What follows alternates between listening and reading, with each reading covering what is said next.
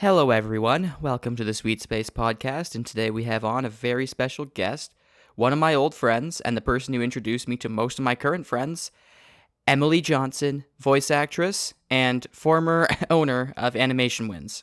This is a deep cut for those who have known me for a while, but for those who haven't, she's a good friend of mine. She does voice work. One of the best people I've ever met. Don't make me go into the Trump impression. We're going to be talking about One Piece and One Piece live action because we're both total fucking nerds over it, so we hope you enjoy this for 3.5 hours. Before we start, I do want to let you guys know there's going to be a spoiler warning for all of One Piece live action up until the first 2 episodes of Season 2, as well as generally the One Piece manga, all the way up until, I'm going to say, end of Alabasta, maybe early Jaya arc. So if you do not want to be spoiled, please turn back now. This is not the right place for you. With that being said, though, I hope you guys enjoy. Let's get started. This is going to eat up a lot of my desk space, but... I bet. It's fine, it's fine. That's fine. I didn't need any of that anyway. Who needs disk space? Disk space? Yeah, no such thing. If you don't have... Space. I hardly know it. Discs. Hardly know it. I don't even know how that grammatically makes sense, though. Oh, it doesn't. That's the beauty of it. That's wonderful. That's wonderful. I'm keeping this in the final podcast, actually. No. No. Anyway. Okay, now you're just laughing it off. I mean, you're basically just morphing into Buggy in real time as we speak. It's actually quite concerning. The fucking note in the music just starts playing, the fucking in the background. I edit that in.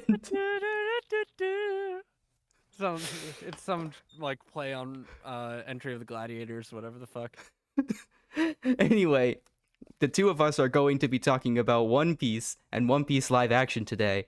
Welcome to the podcast. Real. The One Piece is real. I think we can conclusively say this. Literally, the One Piece is real. Did you One Piece exists. No, my controversial take. Did you see the video that Oda wrote on a piece of paper what the One Piece is, and then he put it in this like weird contraption and sank it to the bottom of the ocean? Is this real? That is real. Hold on, wait, let me send it to you. Wait, that's awesome. No, that is I have real. to pause the introduction. I'm sorry to the audience members who aren't being eased in properly, but this is too insane not to like to sidetrack to. Hold on, wait. Oda One Piece Ocean. Yeah, there it is. That's awesome. Right. See, there we go. Yeah, this was in celebration of the 600 million copies in circulation. When was this? Moment. Like a few days ago, maybe last week. Oh, dang. Okay. Yeah. So it's recent. But yeah, I just sent it over Discord. Oh, that's pretty cool. I'm going to have to check that out after the podcast. I can't really do it like during, but like yeah. No, that is cool. Like he actually wrote like the answer to the question of like what the One Piece is and then just torpedoed it to the bottom of the sea. Really? According to the video, yes. Oh my god. He's going to lure in more billionaires to get ocean gated. Yeah, oh my goodness, please. Please. It's his strategy to end social inequality. The ultimate goal of One Piece. The ultimate goal of just lure all the billionaires in and just kill all of them. That is real, though. That is real. That is something Luffy would do. Like, just like get all the rich people and the people in power and just like put them on this dangerous quest that will ultimately get them killed. That is the most Luffy-coded thing I could think of. Anyway, hi everyone. Luffy takes like a piece of paper and he writes a bunch of just nonsense on it. He puts it at the bottom of the ocean and then he loudly broadcasts to everyone. The complete unredacted Epstein files are in that ocean. And all of the powerful people go down there in order to destroy it so that no one can see it. And then they all die in the process. Oh my he puts it at the bottom of the Mariana Trench. How does he even put If it that there? exists. He can't swim. If that exists in the universe. Well, If that exists. Well, I like how you're implying we don't know if the Mariana Trench is real. No, in the One Piece universe, they might not have the Mariana Trench. Well, I assume that Luffy is in this universe now, while he's like writing down the unredacted Epstein files, or what he claims them to be. That's so fair. We're off to a great start.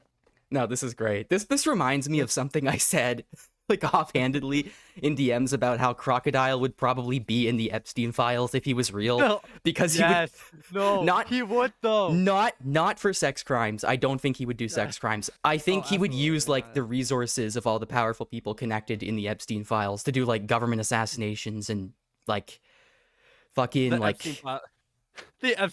Baroque works is the Epstein files. Baroque works. Karoo goes to the Alabasta Palace, goes up to King Cobra, and he's like, "Crocodile found in the Baroque Works files."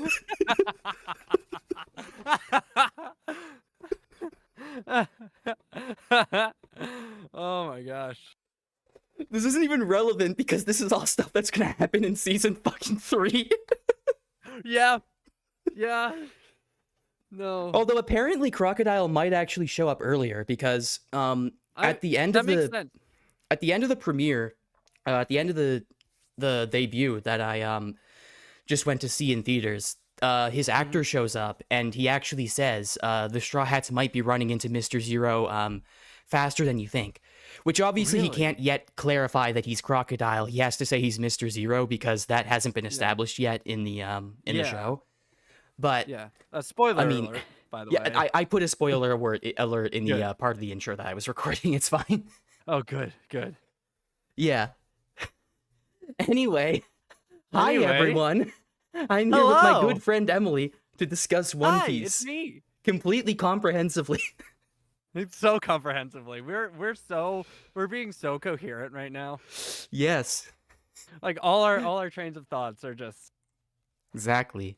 They're all on stable tracks. They're not switching. They're all on stable tracks. They're not colliding.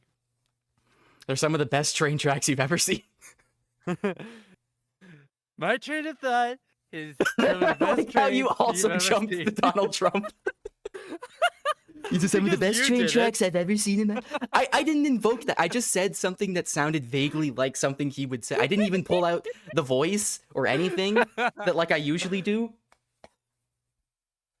If Donald Trump existed in the One Piece universe, Luffy would be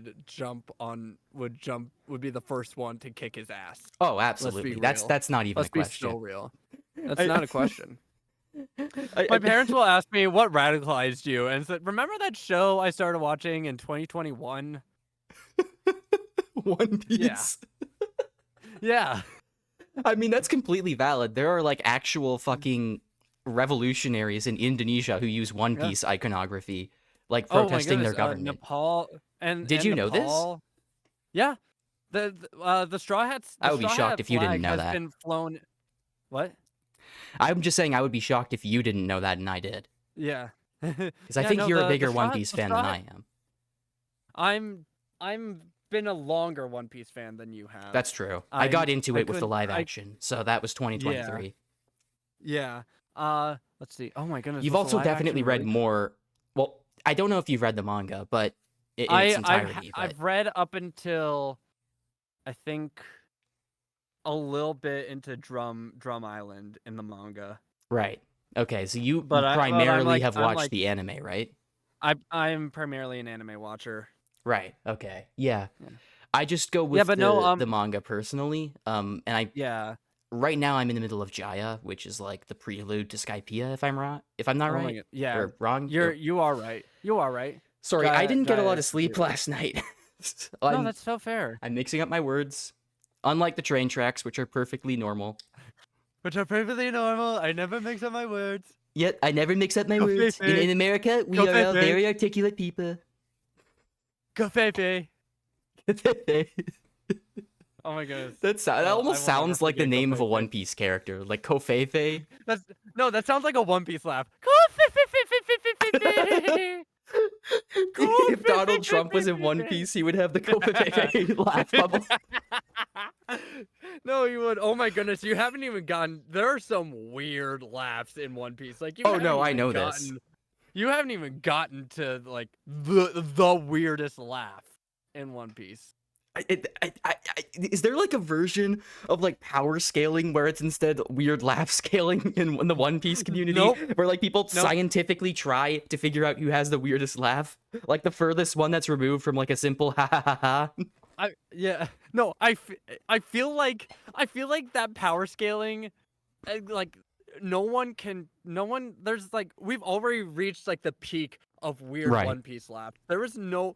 Oh my gosh! Like we hit that peak. Right, but what like, is the peak though? Like, don't we have to debate like what it is? Unless there's like a super obvious I don't option. think there's a debate. I really don't think there's a debate. What is waiting for me later? You'll see. Yeah, it's like way later. It's like a couple hundred chapters. Not a couple hundred, maybe like. Like off from where I am. Yeah, I'm on like the last chapter I read was 331. Oh shit. Wait, sorry, no, 231. You're right. Okay, I misspoke. Oh my gosh, I was like, wait, Jaya's that much farther in the manga? No, it's not. Yeah, no, because Jaya in the anime is around misspoke. episode 150, something like that. Yeah, the anime back didn't back have when to. The pacing was good. Back when the pacing was good. Yeah. You're right. But yeah, no. Do you watch One Piece, like the one that has like some of the extra stuff cut out, or do you just watch or do you just raw dog the anime? I don't, because I don't think One Piece is dubbed, and I'm a very big dub activist when it comes to One Piece. I much prefer the dub. The Funimation or the 4Kids? What the fuck do you think? Okay, the 4Kids one is funny though. Like it's funny, yes, but it's not available anywhere. I mean, I guess that's the primary reason, not the fact that it sounds fucking terrible. but it's also funny in like an ironic sense. It is funny. I mean, Australian Shanks is just goated.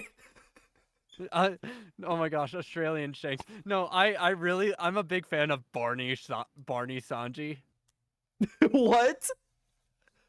You don't know? Oh my gosh! No, I have not actually seen a lot from the 4Kids dub.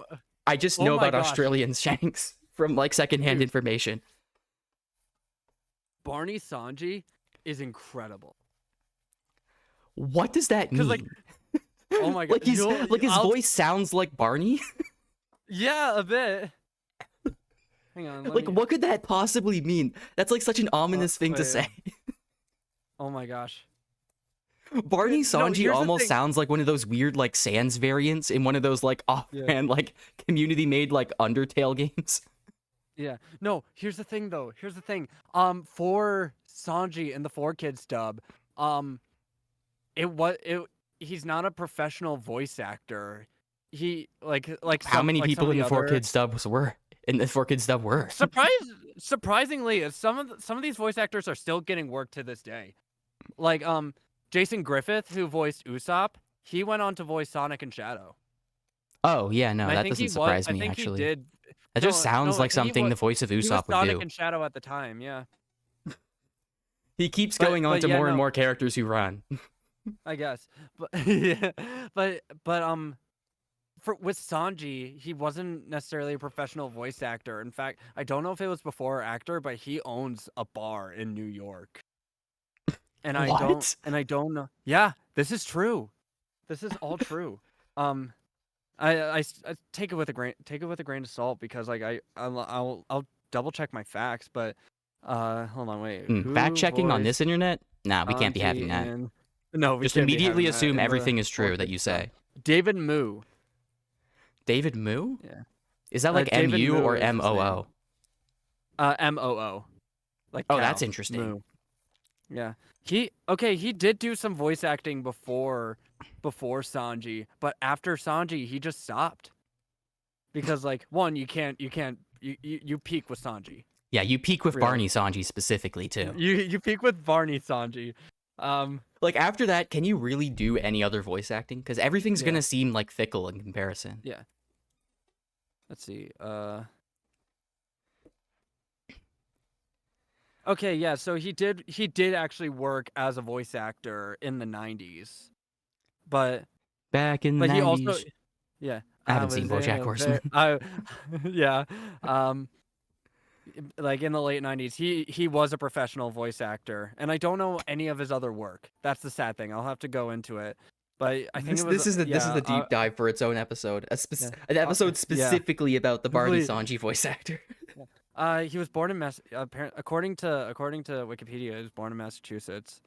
But yeah, he co-founded the Quarter Bar in New York City, 2007.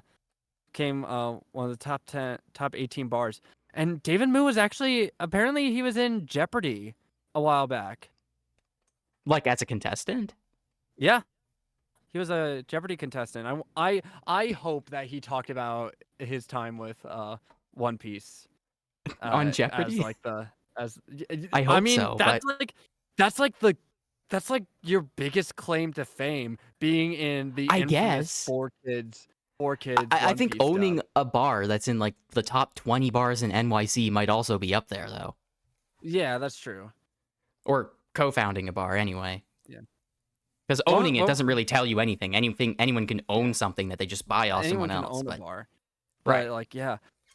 How long have we been recording? Almost only about 15. Now. Only about 15 for me. Yeah, about 15. No. I've been recording both of us for about 20. This has been a pretty good prelude, I have to say. This has been the best prelude ever. You're very lucky, actually, because I specifically introduced you in the separate intro segment to this. So I knew we were going to go off topic because that just happens on this podcast. Yeah, but for those who somehow missed that, this is Emylie Johnson, my good friend. Hi. We go way back. Way back. She is 2019, I think. Yes, I believe that's true. Yep, 2019. Yeah. If you really want to go back, though, technically 2017. Or if you want to go way back, 2012. Because that was when Don't Mind at Night came out. Yeah, 2012. It's crazy that, like, it's crazy just... The backstory between of how the two of us met was that in 2017, when I was like a fledgling YouTuber, like I was like fucking like, I don't even think I was 13 yet. Don't tell YouTube I said that. No, I wasn't 13 when I started making videos. Yeah, I don't think they care now. I was like 9, but I was at least 12. In fairness, I was 9.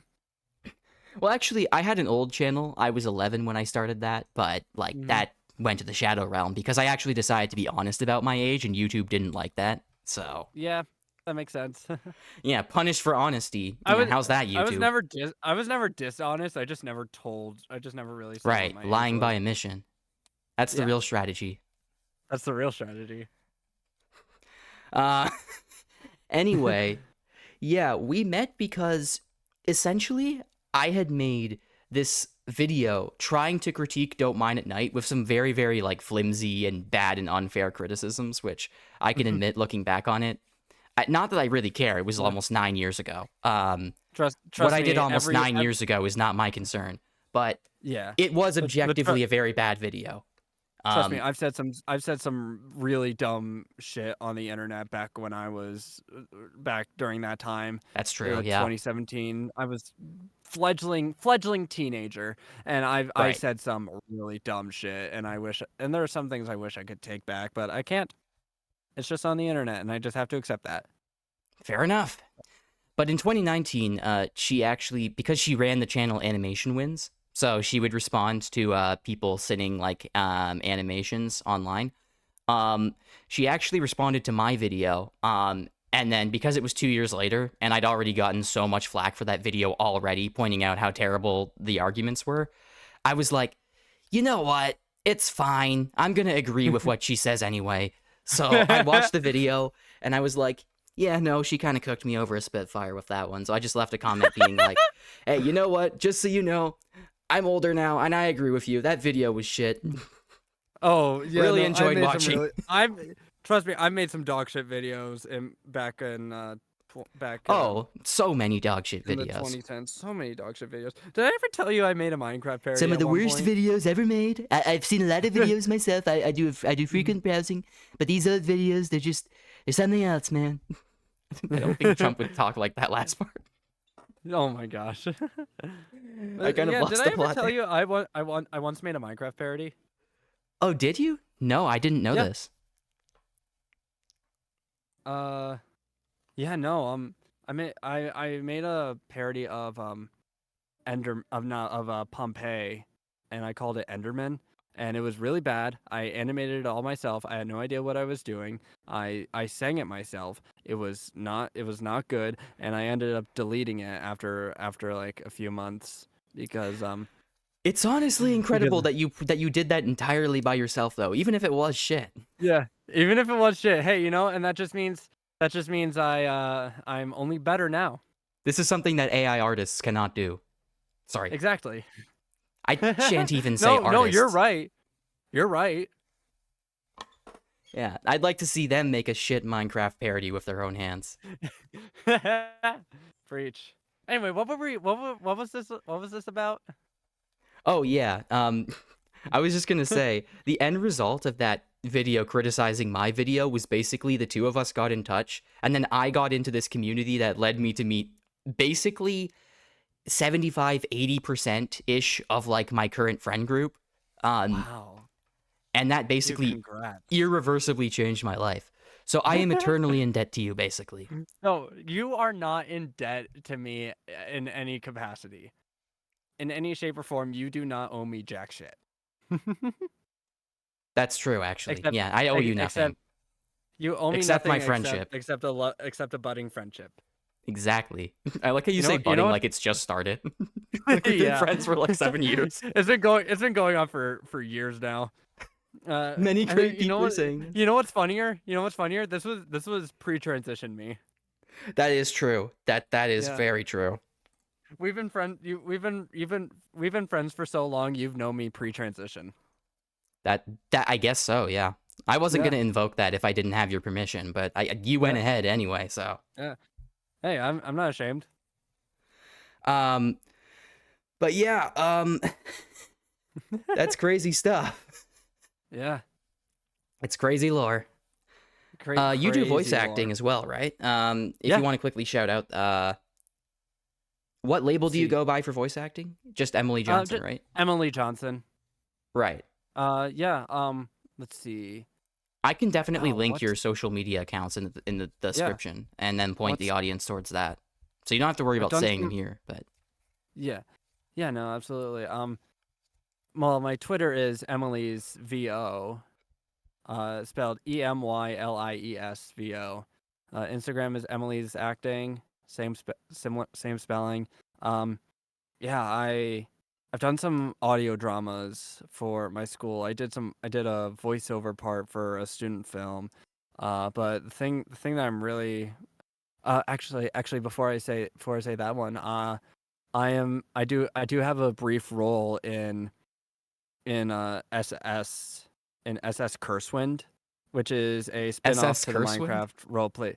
It's a spin-off to the Minecraft roleplay series Curse of Othakar. Oh, I didn't know that. I actually don't know what that is. But sounds cool. Curse of Othakar is a really great Minecraft roleplay series. I've produced, directed, edited, written by Shadow Gaming VA, and I remember seeing like Shadow like post for extras about it a while back, and this was before I watched the show. But I've been binging it lately, and it's really freaking great. But speaking of great shows, I'm lucky. Yeah, now we'll get to that I'm lucky to say I do have a voice. I do have a small part in the spin-off series SS Cursewind. I play that's like pretty this, good. I play this cashier at a bathing suit shop. You know what? I think I've actually heard that one. Really? Oh no, wait. I think I'm thinking of the one where you played a cat, right? That was also. Yeah. Mega Monster Mart. I played Best at the Cat. Yes, you did. Right. That was the name. Yeah, and one of my favorite roles. One of my favorite roles that I've done so far is I'm in the English dub for Queen of Coal, which is Really? about which is What is based on the that? true story. It's based on the true story of a transgender Argentinian coal miner, uh, who like exploited a bunch of loopholes to get her position in the coal mine, but after uh after a law passes that says that gives like free reign to change gender markers and allow gender affirming surgery, uh she has to fight and stand up for that position because there are no female coal miners in her town. That's And it's really really interesting. interesting. That sounds cool. It's a Yeah. really interesting movie. It's on Netflix. Queen of Coal. It's a wonderful movie. So Like I'm not just saying. you're in the dub for, so if I go on Netflix and I watch that in dub, I'm going to hear your voice at some point.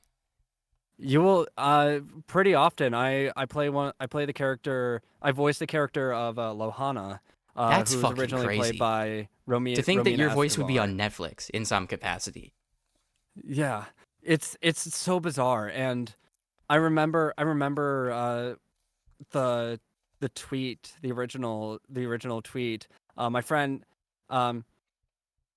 my friend Beth Pierce tagged me in the tweet that Karan Kumar, voice actor Karan Kumar, sent out saying looking for trans feminine voice actors for dubbing gig, and Beth tagged me in it, and I was like, hell yeah, I'm going to audition. And so I sent my materials to Karan. They put in a good word for me with the director Johnny Saris, and I auditioned for two characters. One of them was Lohana, and I got it. And the rest is history. That's such a crazy accomplishment. Like I'm genuinely really Yeah, proud of you for getting there. Like thanks. And voice I acting couldn't is have done it actually without. something I've had on the back Sorry. burner as well as a potential idea for Yeah. something I go into, and acting in general. For that record, Voice. I've just never Yeah, really no. gotten. I've just never really taken the plunge of actually like applying to anything. Is the thing in a long Yeah. time. Yeah, no. Yeah, no. Like voice acting is not an easy industry to break into. I've been trying to be a professional voice actor for years now. Back I think I started when I was like 14, 15. And you know, I've come a long way since then. I've learned how to treat my space. I got a decent mic. I have a decent mic, but I still get a lot of I audition as much as I can, but I still get a lot of I don't you don't the thing about here's another thing is you're not going to get every part you audition for. You're not even going Oh to get no, not at half the all. part. You don't get every You're job you apply barely to. if for every 10 auditions you do, you might get one of them. Yeah, it's the same thing with practically Every every 100 industry. auditions you do, you might get one of them. Right. It's always it's like it's a very Right. it's very tricky, especially in a competitive industry like acting. I've done so many I've gone I cannot tell you how many auditions I've been rejected from, and you know what? I cannot be more thankful for that, because every rejection is just another it's just another step in the right direction, in my This is what opinion. I told myself after a girl rejected me recently. Oh, self burn. Those are rare. No. It's true though. Yeah. That was meant to. I know I said that facetiously for the sake of making a joke, but Yeah. unironically, that is my mindset. Like, you get Yeah. closer and closer to what actually works when you learn what doesn't work. Yeah, absolutely. And I have a lot of I have some other parts and roles that I I have on the back burner Yeah, that that's awesome. I can't really talk about. I can't really talk about yet. But I have some Yeah. other stuff. I have some other stuff coming up that I'm really looking forward to. That have been some of my favorite voiceover gigs. You're just that like, oh, I've by the ever way, I'm done. starring in One Piece live action season 3. Just thought I should Yeah. tell you, to avoid a potential conflict of I'm interest. the. I'm sorry for breaking your I'm actually industry secret, Emily. I'm actually the Vivi's childhood friend in that. Vivi's childhood friend. Yeah, I forget Are his you? name. I just know in the anime he's voiced by Todd Koza. Haberkorn. Koza. Oh my gosh, Koza. Yes. He did not get enough to do in that arc, in my opinion. I feel like he needed more fights. I feel like yeah, he could have gotten more, and I hope the live action kind of Oh no, they probably will, because they expand on a lot that. of stuff. Yeah. In general, Yeah. I don't think the rebels in Alabasta are very fleshed out as a faction. Like the royal like guards have like multiple like devil fruit users who have like established powers and like have like cool moments in fight scenes. Koza's like the only established rebel character, and you don't even see him do that much, even though he does have the occasional cool moment. I do love I do love the idea that you would be playing Koza in season 3, because that implies they're going to gender bend him, right? That does imply that, and also it implies that they're gonna make Koza white when they clearly when they're clearly going in the direction of casting more brown actors for the people of Alabasta. Right, which makes sense. I remember there was like a bit of a backlash when like Vivi's casting was announced, and then and then there was a counter backlash from like actual One Piece fans who were like, "Fucking Oda himself picked this. Shut the fuck up." And also, Alabasta is based on Egypt. Yeah. Here's the thing, and the though. Middle East generally. The backlash that Vivi's actress, I apologize. I forget her name. I do not know like, her name other either. But let me who well, here's the joy of being at a computer when recording this. Exactly. I can just do the research on the fly. Who plays Wikipedia app. Vivi in One Piece live action? Teresa Chandran. Yeah. Right. Yes. I thought it was something Chandran. like that. I really hope I'm pronouncing that right. I'm doing this live. Yep. Yeah. No. When Teresa Chandran was cast, there was a lot of backlash to they cast Vivi as a person of color. Like first off, get the fuck over yourselves with that. Oda. Yeah, as you said, Oda picked her himself. And two, the princess of a desert kingdom is going to have tanner skin. That's true. It's going to have more. And Alabasta is very skin. explicitly inspired by places in the world where people of that skin tone live. Very broadly. Yeah, but it makes perfect sense. There was another controversy that like came along with that. Wasn't this also a thing for Nojiko when they cast like a black woman as Nojiko? Yeah. Even though it makes though it really makes no difference, because first of all, it makes no difference. She and Nami are adoptive sisters. Second of all, Nojiko's race is completely fucking irrelevant to the actual story. Like, it really is. And to me, if you're complaining about race swapping with a character who does not have like a relevant race, like story-wise or character-wise, then you are just racist, because either you don't want to see like a black woman in this case, or you think that any black woman that's hired is automatically only there because of some diversity quota and not because she could actually be like qualified for the role, which you don't know. You don't have the insider information. You have no basis for making that claim besides the basis that this is a black woman and you don't think a black woman could actually be talented. So, which is also racist, by the way. Exactly. I don't think I need to specify that. And Nojiko's actress did a phenomenal job. She did, yeah. Who plays? I think there was also a backlash over like a black guy being cast as Lucky Roo, and I'm like, who cares about Lucky Roo's skin tone? Yeah, Lucky Roo. Literal side Antoinette character. Umayala. That's who it is. Chioma Antoinette Umayala. I'm so glad that like none of this stuff really stuck because the show, partially because the show is so well liked. A lot of these like dog shit like right-wing culture war issues get like more easily lobbed at like stuff that is admittedly like very mid or bad.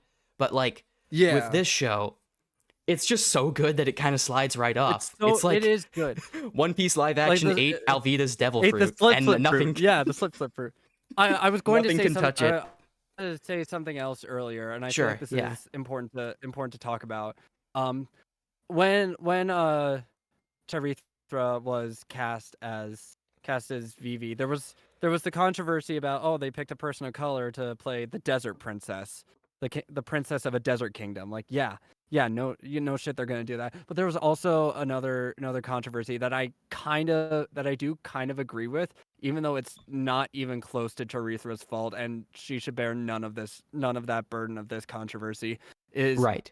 there is a problem in Hollywood that they cast South Asian characters to play West Asian or North African characters.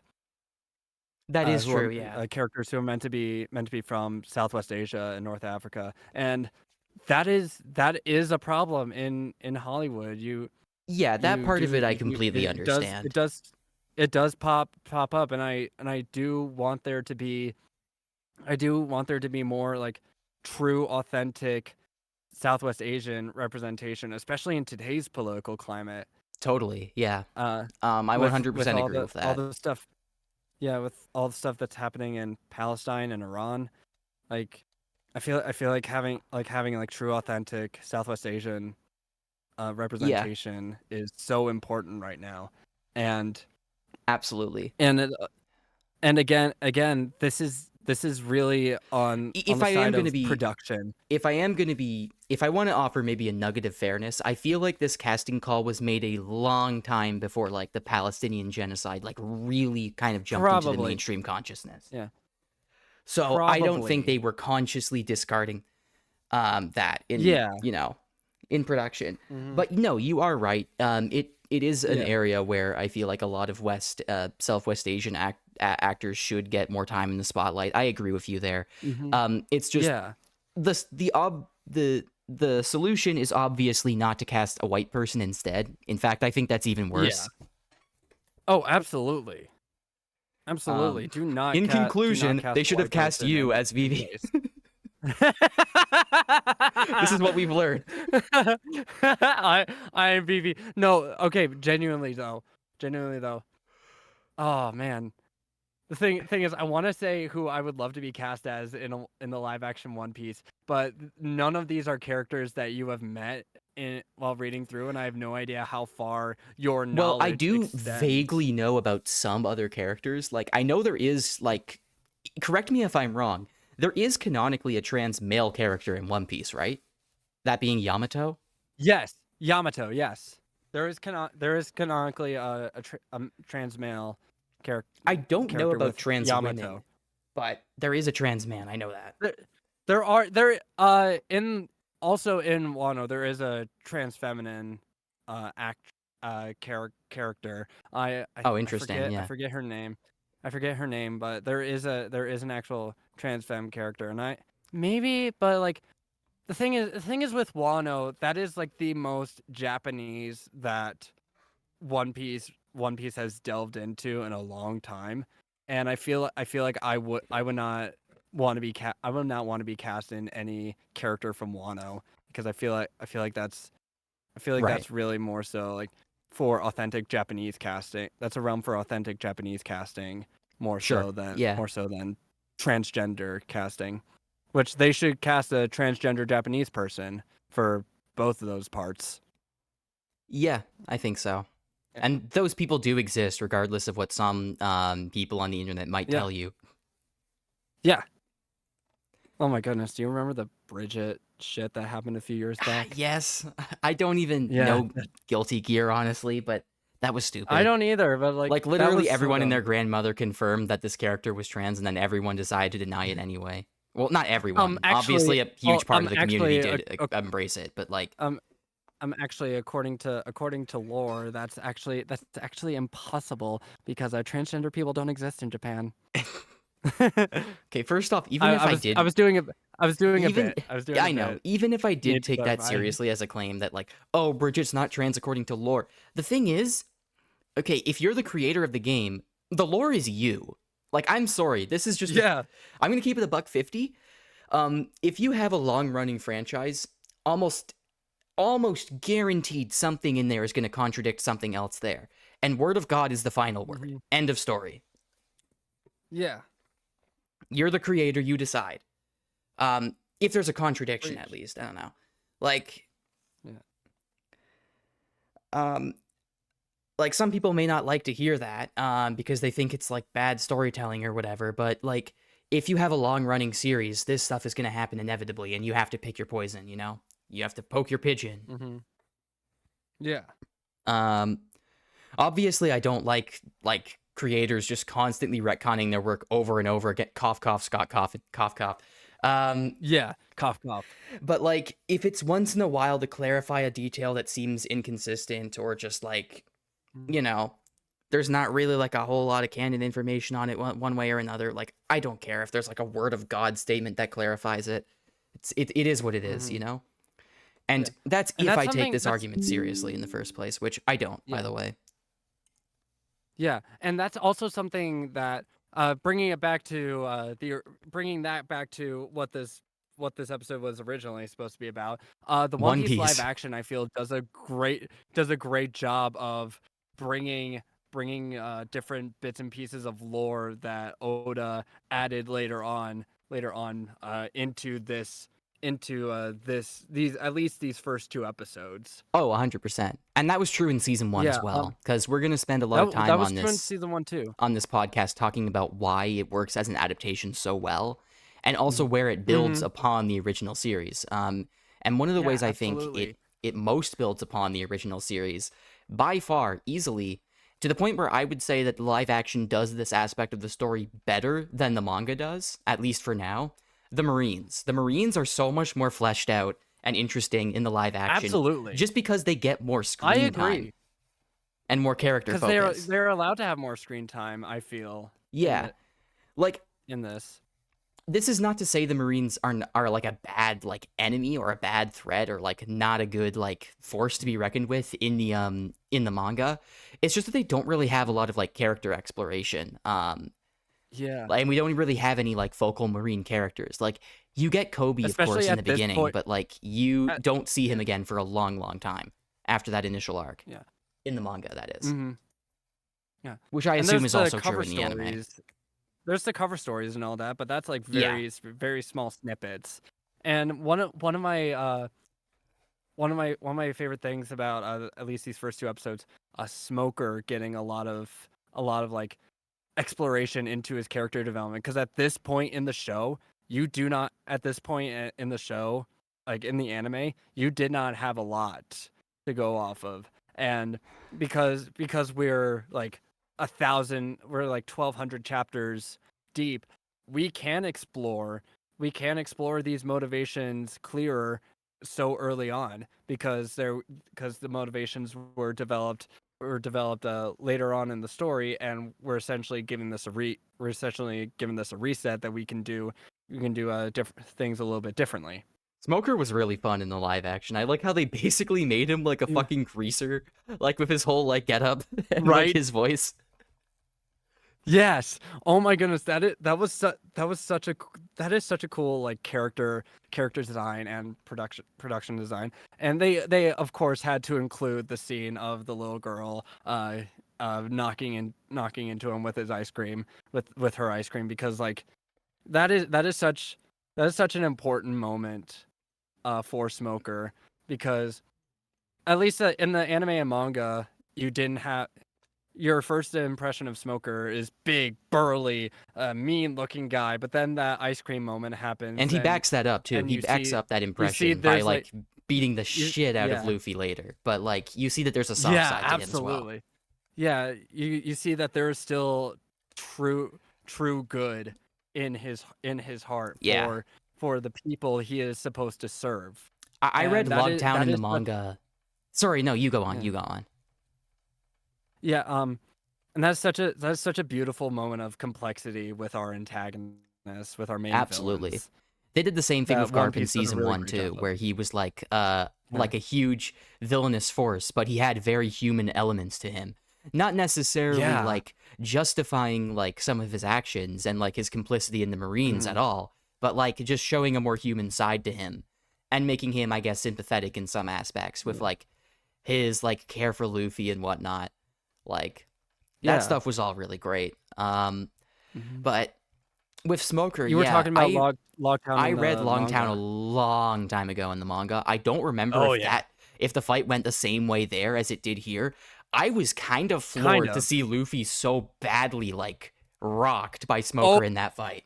Yeah, no, Luffy was fucked up in the manga and the anime because this is this was Luffy's first time dealing with this type of devil fruit specifically. And it's a really hard counter to him as well, because his whole kind of battle strategy relies on just like hitting people really hard and with like his stretchy limbs, right? Like if you're the same thing happened with Crocodile. You can't really like land a lot of hits without like thinking outside the box against a force that is just immaterial, right? Like Smoker bursting into smoke and Crocodile bursting into sand and whatnot. Like both of those situations are almost completely hard counters to Luffy if he wasn't able to like work with his surroundings and later in Alabasta use all those tricks he used against Crocodile. But that's neither here nor there. Yeah. Do you know about the classifications of devil fruits?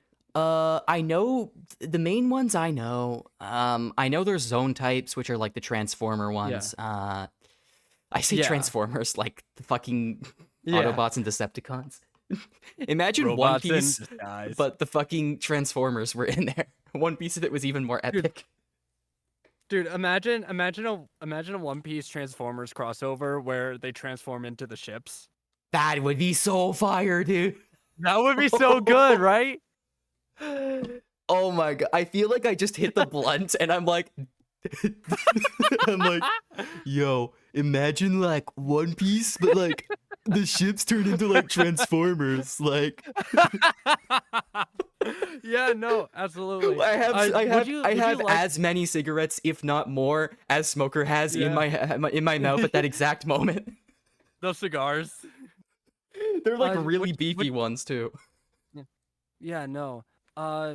Would you want to know the different classifications of devil fruits or yes, or would hold you wanna, that like, thought for 1 second though, because I just remembered the discussion of Transformers reminded me of the fact that I once had a dream that was tangentially about both of these things.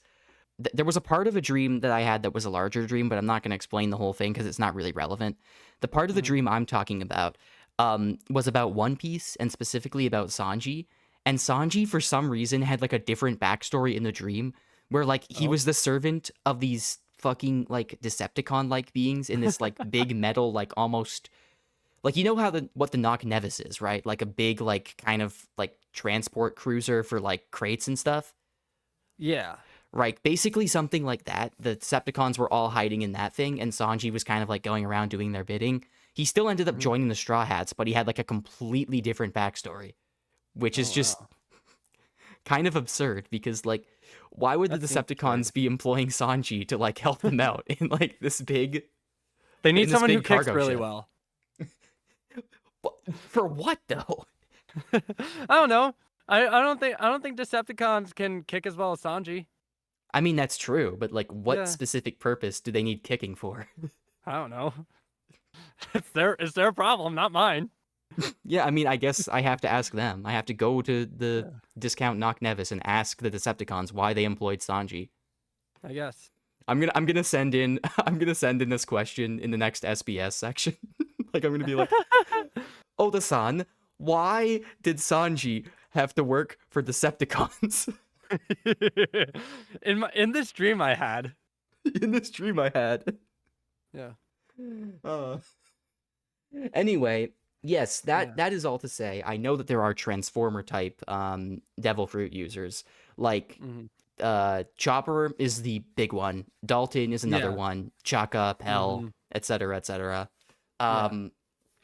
Like that's a whole type. Those are all then there's those the are type all Zoan. Yeah, Zone. And then there's the type of devil fruit that I think lets you kind of transform your body into like a substance, which is like Smoker, Crocodile, maybe a few others. I'm not remembering super clearly. Yeah. And then is there just another one that's just for like general abilities that doesn't really fall into either of those two camps? Yeah. So the first one you were describing with the animal transformations, Right. those are the Zoans. Those are the Zoan devil fruits. And then okay, hold on. They do touch on this later in the manga. So I do want to ask, do you want me to explain this right now, or like go into a deeper dive, or do you want to find out for yourself? I think I would rather find out for myself, Yeah, no. personally. Because you did mention you knew a little bit about Zoans earlier, so I only know what I've read in the manga. Like, I named the yeah, characters who I've met who've transformed into zone, well, yeah, they are zone types. They haven't transformed into zone yeah, no, types. They're yeah, no, zone types so absolutely. they can transform. Yeah, I'll shut up now.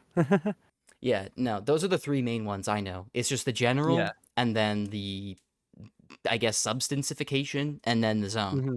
I don't know if the Yeah, substantification ones have a specific name too. They probably do, right? yeah.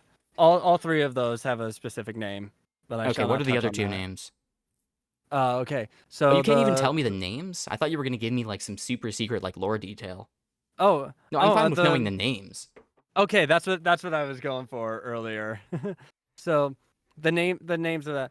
So Zoans are the animal transformations. Right. Then you have your general super abilities like Luffy's Gum Gum Fruit, Right. Mr. Three's Wax Fruit. Those are the Paramecia type. Mr. And Threes would they're not have been the first one I thought of.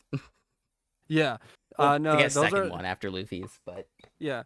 And Alvida Slip Fruit, I feel like falls into Paramecia as well. And then you have smokers and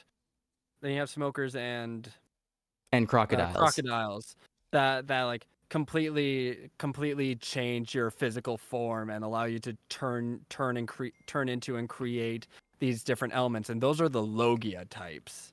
Oh wait, no, I know this. I did Yeah. hear this at one point. Yeah, those are the Logia devil fruits. They're the rarest of the devil fruits because one, I think like in it's like above table power balancing. You don't see Right. a lot of like specific Logia type devil fruits. Because they're And overpowered as shit. I mean, we saw they that with are Smoker, we saw that with Crocodile. yeah, they are overpowered as shit, and they do not have that many weaknesses. Right. As opposed to just Luffy like really had to get water and creative in supers. Alabasta. He Like, really had to get creative, especially uh during a drought. oh Like yeah, yeah, absolutely. Crocodile's main weakness is water, as with any devil fruit users. Crocodile's main weakness But with is him, water, it's and even he more potent, I feel, because it specifically yeah, counters his sand ability. yeah, absolutely. It's not It just like like a general it thing where like it moistens him counters down and all clamps his him abilities. together. It specifically Keep counters his sand ability because water does that to yeah, sand. So it it's just almost does like a that to sand. double, like two-hit entendre, really. Yeah, I felt and myself yeah, turning into Sanji somewhat, saying that the two-hit entendre. yeah. No, all those French names. Yeah. I was saying. I feel like he would be outraged at my failed pronunciation or failed accent there, because there was no way that was accurate. He would be Oh, like, he "Je would suis disgusté," and then he would do like the classic French spit, "Wapa." What? I spit in your general direction. I spit in your general Your mother was direction. a hamster and your father smelt of elderberries. Oh, that's bad. He doesn't even put in the effort of spitting at your exact location. He doesn't even think you're worth it. I mean, if you're a man, Well, technically, but like you are. technically speaking, I'm saying like a royal general you. Like if someone Right, if right, someone is a if someone is a man, then he will not care about where he spits. right, yeah. But if you specifically ever get into that problem with Sanji, you are fine. I'm totally Because fine. there is no way he's not trans supportive. Um. Am I going to regret saying that? No, this was like Sanji, come on, man. no. Here's the I'm thing. trying Here's to the thing. pat for you. He's from what I hear. I'm not that far. I'm only at Dressrosa. But from what I hear, he's gotten better. What did he do though? You'll find out, because like if I were to say what happened, I would need to provide so much context, but all Yeah, of this which is are One spoilers Piece. that you need to witness in real time, because I oh do. my gosh. I have already Yeah. been told by a friend of mine about like the one time that I think that like Oda did like these like weirdly like transphobic caricatures in one arc, Oh even though yeah. he usually does like genuinely good queer representation. Here's the thing. That was his first time doing queer Well, representation, not really, and because Mr. Tube on Clay exists, but yeah, true. But that was like, yeah, Bon Clay. That was his I actually first liked time. Bon Clay for what he was I going love for. Bon Clay. Yeah, I especially really for the love Bon first Clay. foray into that into that sort of Mhm. representation. Yeah, absolutely. Bon Clay is universally beloved amongst One Piece fans, and you'll see why. They're wonderful. And Just the quote, you can stray from the path of a man, you can stray from the path of a woman, but you can never stray from the path of a human, just goes so yes, fucking hard. preach, preach. It goes so hard. And yeah, going back to it. Yeah, those transphobic caricatures. That's based off a Japanese stereotype. Right. Um, but it's very outdated. He wrote that in 2008. Doesn't make it any less problematic. But it does make it outdated. And Oda did improve on that representation fairly quickly. Yes. Yeah. Yeah, I've heard of he such, re- yeah. he did turn around and give us one of the greatest queer characters in the show, in the series. And I'm not gonna say who, but it's Yeah, I'll wonderful. find out one day. Yeah, one day. Um, okay, hold on. Okay, I want to bring it back to the live action One Piece, because Yeah, sure. Because we were there's an talking about element. Smoker's character exploration, and then I started Yeah, going on about how like he beat Luffy's ass pretty bad, and then that got into yeah, like a whole yeah. conversation about devil And fruit functionality. in our DMs, we were talking about Tashigi and Right. Well, we didn't her really say that extra much about moments her, and but her character development. And yeah, that goes I hand in hand really with love, Smoker. yeah, I really do love just the extra moments we had with Tashigi, of her w- her like settling into and taking a stand for herself, That really felt and like a late what she birthday wants to present for do. me. My birthday was like way early in the year, like January 2nd, Yeah. but it's closer to being my birthday than not, so I'm going to say it's a late birthday present The because birthday person.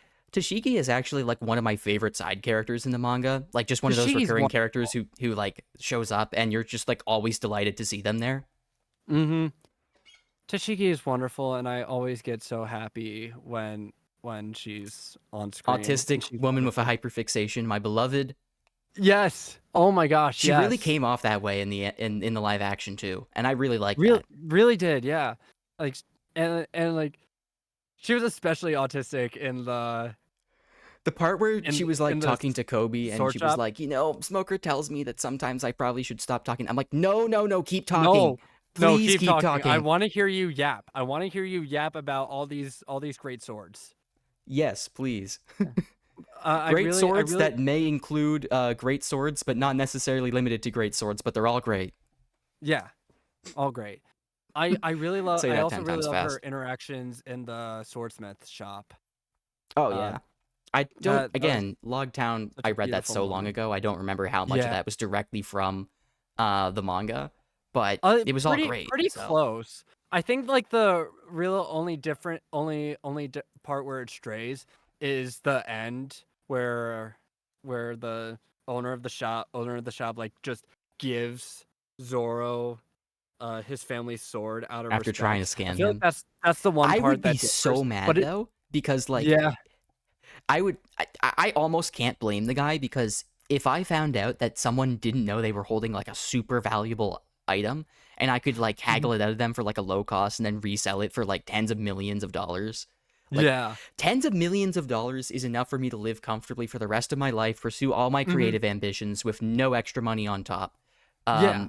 And support all the people I care about without becoming like a rich, greedy billionaire, hopefully. Yeah, absolutely. Um, so that one And that's sale would literally make my life. I'm yeah, sure that guy felt the same way. absolutely. And I'm here's not the saying thing. what he did was right, but like, Yeah. Oh no, I absolutely. can And here's the understand. thing. Here's the thing. He was kind of haggling with a wall because of the emotional connection that Zoro has Yeah, with no, he didn't know Kawato that though. Ichimongi. So Like the emotional connection that he has with that speaking sword. He doesn't of, even one care. of He the doesn't other even care about its changes, status. What he yeah, cares about is the sword that Kuina yeah. used. Speaking of And Kuina, that like it was Kuina's sword. yeah, Yeah. one of the changes, this is season 1 obviously, but one of the changes that I'm kind of glad they made is that they left Kuina's death more ambiguous in the live action, because Yeah. to me, I love the One Piece manga, but it really took Yeah. me out of it when they revealed that Kuina died by falling down the stairs. And I'm like, No, no. The thing is, she like didn't die by falling down the stairs. She was murdered by down D stairs. down these stairs, the most notorious enemy in One Piece. I just think the part of it that really like gets me Yeah.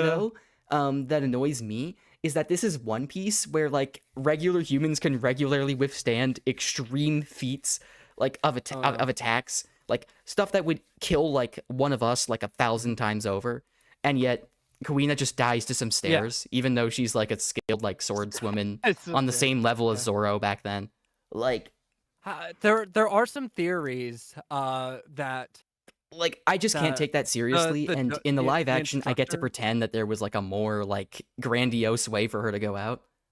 Yeah, like a disease or something like that. Disease is not exactly grandiose. It's not Grandiose grandiose, is but not the it's right. more Sorry, impactful grandiose and is not. emotional, I would Yeah, say. grandiose is the wrong word to use because obviously people Yeah. die of like random causes all the time. Um, Yeah. it's just falling down the stairs is something so unusually banal for One Piece. It's just like, Yeah. why? But this was credit credit cards, dude. This is like I don't know if that's the right phrase, but benefit of the doubt. That's what I was looking for. Benefit of the doubt. This was early on in One Piece. Like Oh this yeah, was no. chapter. This was I'm sub not 20 coming for chapters. Oda's head or anything over this. I Yeah. just think Yeah. it's I just think it's a It's bit just really ridiculous. funny. It's just really funny that how much it has evolved from Imagine down there these being like stairs. there's like a protest in the middle of town square and they're like, "We need Oda to remove Kuina's cause of death right now. This is Yeah. important." This is blasphemy. This is heresy. It's I'm going heresy. to assassinate Oda. Take that out of context. It's heresy. There are religious causes for wanting Kuina's death to be to be obscured, or the cause Yeah. of her death to be obscured. Yeah, no, but I also do really like that they left Kuina's death It's like more it's like if ambiguous and vague. it's like if someone made a manga about Jesus Christ and then the and then and then they and then they revealed that he like died of like a bee sting or something. Like he got like Just like he got like an Misery. allergic reaction. In Yeah. Missouri. Yeah. The Mormon manga. No, that would be Utah, but close enough. Yeah. It's in the States. But I was saying earlier, with Kuina's death in the manga, there are some theories that she was pushed down the stairs by either one of the rival students, or even the instructor. There are some theories that she was pushed. Well, I don't know if that necessarily makes it better because I also feel like that takes away from It the doesn't impact. necessarily make it better, but Like but the like instructor, I think it does. I think it's like it also those makes the people making instructor a those weirdly theories. confusing character. Like, why? Yeah. There's no reason for Yeah. him to do that. But a rival student, maybe. It's just people. Maybe. I think it's It didn't mainly seem like they held people. any animosity towards each other, though. Mm, Not really. who's to say? I think it's more so people trying to make Kuina's death in the manga more interesting than it was. Right. And Yeah, I guess that makes sense. I do not blame them for that, because Kuina's death in the manga and the anime is very just kind of, Yeah, it's like what's whatever. the word? Like Yeah, the it's very emotional impact still works. It's just like that it's was an still unnecessary there's detail still a that lot of didn't need to be emotional added. impact, but like having a confirmed cause of death And it definitely, being so banal too. and it being so benign definitely like lessened it, whereas having it more ambiguous in the live Can you action. imagine if instead of dying to a nuclear bomb trying to save his kingdom, Pell just like kind of tripped and died? Oh wait, he survived. I forgot about that. Wait, no, because Oda he can't survived kill that. any character. Oh my gosh, that's another thing. That's another thing I want to talk about that I really respect about this live action. They are not afraid to kill characters. They are Dude, not Pell afraid is to kill. fucked when we Yeah, get to season Pell 3. is fucked. He Pell, cannot they get out are of this going alive. to rain his gore onto Alabasta after that It's moment. gonna be really messy. Yeah, but yeah, no. All the rebels are gonna look up and they're gonna be like, "Oh, finally, water!" And then they realize it's red. Yeah.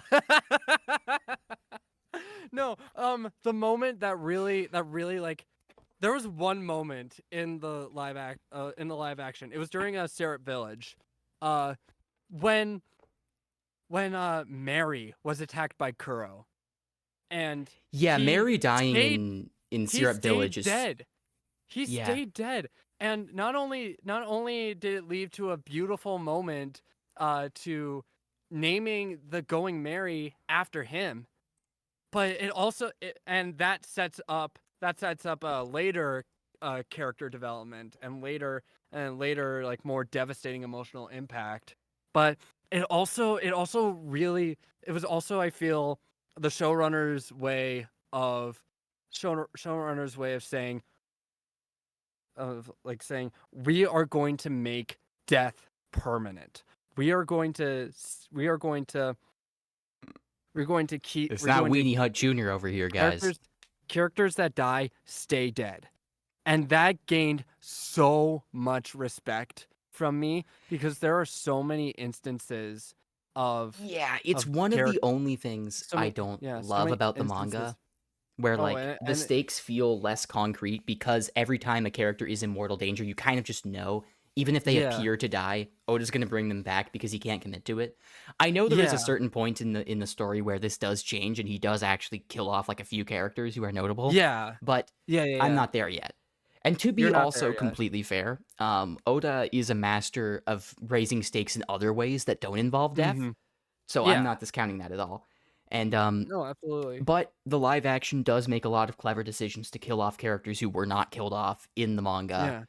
Or in the anime, and make it really work.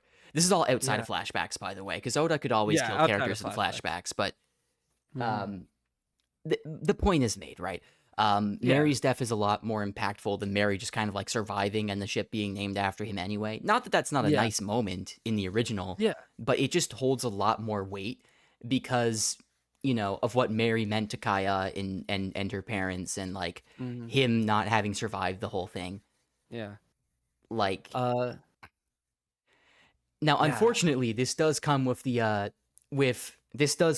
absolute tragedy that was Don Krieg not getting his time in the spotlight. Okay, here's the Krieg thing. heads, rise up. Krieg heads, rise up. I don't actually care that much. I do like that they kept Baratier to the Zoro Mihawk fight. No, I am not unironically. I'm not streamlining unironically that was protesting. definitely a better choice. Yeah, because the Baratier and then bringing in Arlong as well to connect it to Arlong Park, because you can't have all three of them there. That's ridiculous. Yeah, it's just too much. I do like parts. It is a little much. I mean, obviously Don Krieg is kind of like a meme villain where like nobody kind of unironically has him as their favorite. There are parts of him that are fun in the manga, and also his like sidekick that's like just the fucking Iron Wheel is like really fun. Yeah, Pearl. Oh my, voiced by J. Michael Tatum in the English dub. That's pretty funny. Yeah. Yeah, no. I do actually like that fight. Besides the memes, like, no, I don't really care that they killed off Don Krieg in the live action instantly. It's not a big deal. Justice for Don Krieg! They're protesting that in the same square as they're protesting Kuina's death. Can you imagine someone whose like most strongly held principle in life is Don Krieg being represented fairly in One Piece live action? No, right? Like someone goes to the ballot box on election day and they're like, I'm a single issue voter. And all the other single issue voters are like, I won't vote for anyone who supports genocide. I won't vote for anyone who like doesn't want to tax billionaires or whatever. And then this one guy is like, I will vote for whoever promises to do justice to Don Krieg in One Piece live action. Yes. Oh my goodness. A candidate, What finally, a another? candidate I can throw my support behind eagerly. It'd probably be you. Let's be real. I can't It even would be run in the you. United States. Yeah, that's true. That's true. I Oh guess my I god, could it'd run still be in you. Canada, though. Like prime minister. Right, yes. Yeah, Wow, your I'm prime impressed you minister know run. that. I'm impressed you know that. Yeah, yeah. Not a lot of Just people because do, actually. I'm American doesn't mean I'm stupid. No, no, it's not even Yeah, Americans. It's just people who aren't from Canada in general don't really yeah. know anything about our government, which is also fair because Canadians don't know anything about our government either. Yeah, that's true. Um, that's just a side tangent. Yeah. I agree with your point about a One Piece live action and the deaths. Mm. In general, I just I, part of this almost we might be giving off the impression that we don't even like the original story that much, and that's just It's so not. not the case. It's not the case. It's not the case at We all. just think it does have issues, like Yeah. that in The some ways were improved by the yeah. live action. Not Yeah. every live And action change was for the better, mind you. I yeah, think I I don't really like how they removed Kuro's main sidekick and didn't give Usopp like a proper fight in the live action. yeah. Yeah, Personally, Usopp did I get a think the little guy's name was sidelined in Django. his own arc. Yeah, Django? Yes, Django. Oh my goodness, Django. yeah, he was I definitely a missed presence in yeah. season one. Django was so much fun in the anime manga, and having him gone what Yeah, is it's a just shame. it's So not it wasn't I'm all that fun. totally But not I uncritical get of what they One were Piece live I get what they action. were Like trying to do with the Syrup Village arc by removing all the they Black Cat generally did. pirates. They Yeah, did generally they make like do a good job with yeah it. I think yeah. one The thing that my tone and the friend said, vibes were great. Lobato said this to me a while back, and he basically made the argument the manga does Usopp better, but the live action does Kuro better. And I think I agree Yeah, with that. I do agree with that. So Yeah, it's definitely a kind of like pick and choose thing where like the live action yeah, does do some things noticeably weaker than the original, but also vice versa, improves upon the original in a ton of ways. yeah, And in absolutely. general, I just love that about the live action because Mm, it's not I mean, it's it's not faithful to perfect. the source material. Yeah, And it's like and it clearly loves One Piece in down to mhm, every level. Like the people behind it like are yeah, clearly massive fans who want to like put this story on screen in their own way. But they're not absolutely. like just doing it like obviously they can't because you have to Yeah, condense things for a show of this yeah, caliber. Um, yeah. 8 hour long episodes. Yeah, you but they're not can't do afraid to everything. make some like big changes to the story Yeah, that they think would be like constructive and add to their yeah. own interpretation. And I The really respect that mindset in adaptations because in an age of like very lazy like Disney movie remakes that are just live action and nothing else, where very mhm, often the plot and characters do not change at all and nothing valuable is added. If there is extra screen time to bump it from like an hour and a half to 2 hours because, you know, animated movies can't be long for some reason, except across the yeah. Spider-Verse. It's all Except just across kind of the like padding that Spider-Verse. doesn't it's all just kind of like padding that doesn't really add anything to Yeah. like the movies. Like in an Mhm. age where I guess the standard with Disney and now DreamWorks apparently is doing it too with How to Yeah. Train Your Dragon, where like you just kind of take the original movie, do it Mhm. again in live action without really adding anything, just for the Yeah. sake of doing it in live action because Yeah. animation is seen as a lesser art form. To have The this like One Piece live action show that clearly shows reverence for the source material it's adapting, but isn't afraid Mhm. to be its own thing and stand on its own Yeah, absolutely. is super respectable. Yeah. And yeah, there are some changes that I don't personally agree with. The Garp Kobe Helmeppo subplot, that's very hit or miss to me. Really? The review I generally really like that. I enjoy it, but there are some parts of that that I feel kind of hit or miss, especially with the really early reveal that Garp is Luffy's grandpa. Yeah, I guess that's a fair point. I feel like that could have been I feel like that could have been put off for a later season. But also they kind of make it work. It's just a lot of yeah, no. It's I like just do have a general for what it for not what I it well, was they were trying to disappointment's not the do, it right worked. word. It's just It what they worked. were trying to do was not the best they could have. Let me try to explain this.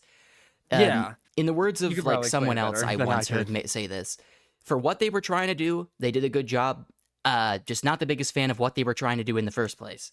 Yeah, that's sort of my idea. Sort of my Um, idea. I And do think Arlong Park, I I feel really got a do like. I really do like that subplot though, for the most part, especially it's a with good. like Kobe like learning like to navigate the marine world and kind of like having his worldview shattered. That's really good Yeah, character development for him, it was and his it was dynamic with also Garp is great too. By the way, yeah, absolutely. That's something I do miss in the manga that I really do like that it's expanded upon. It's just not my it's just not what they were trying to do. It's not my favorite thing that they were going for. It's not that I right. hate it. It's just and another thing.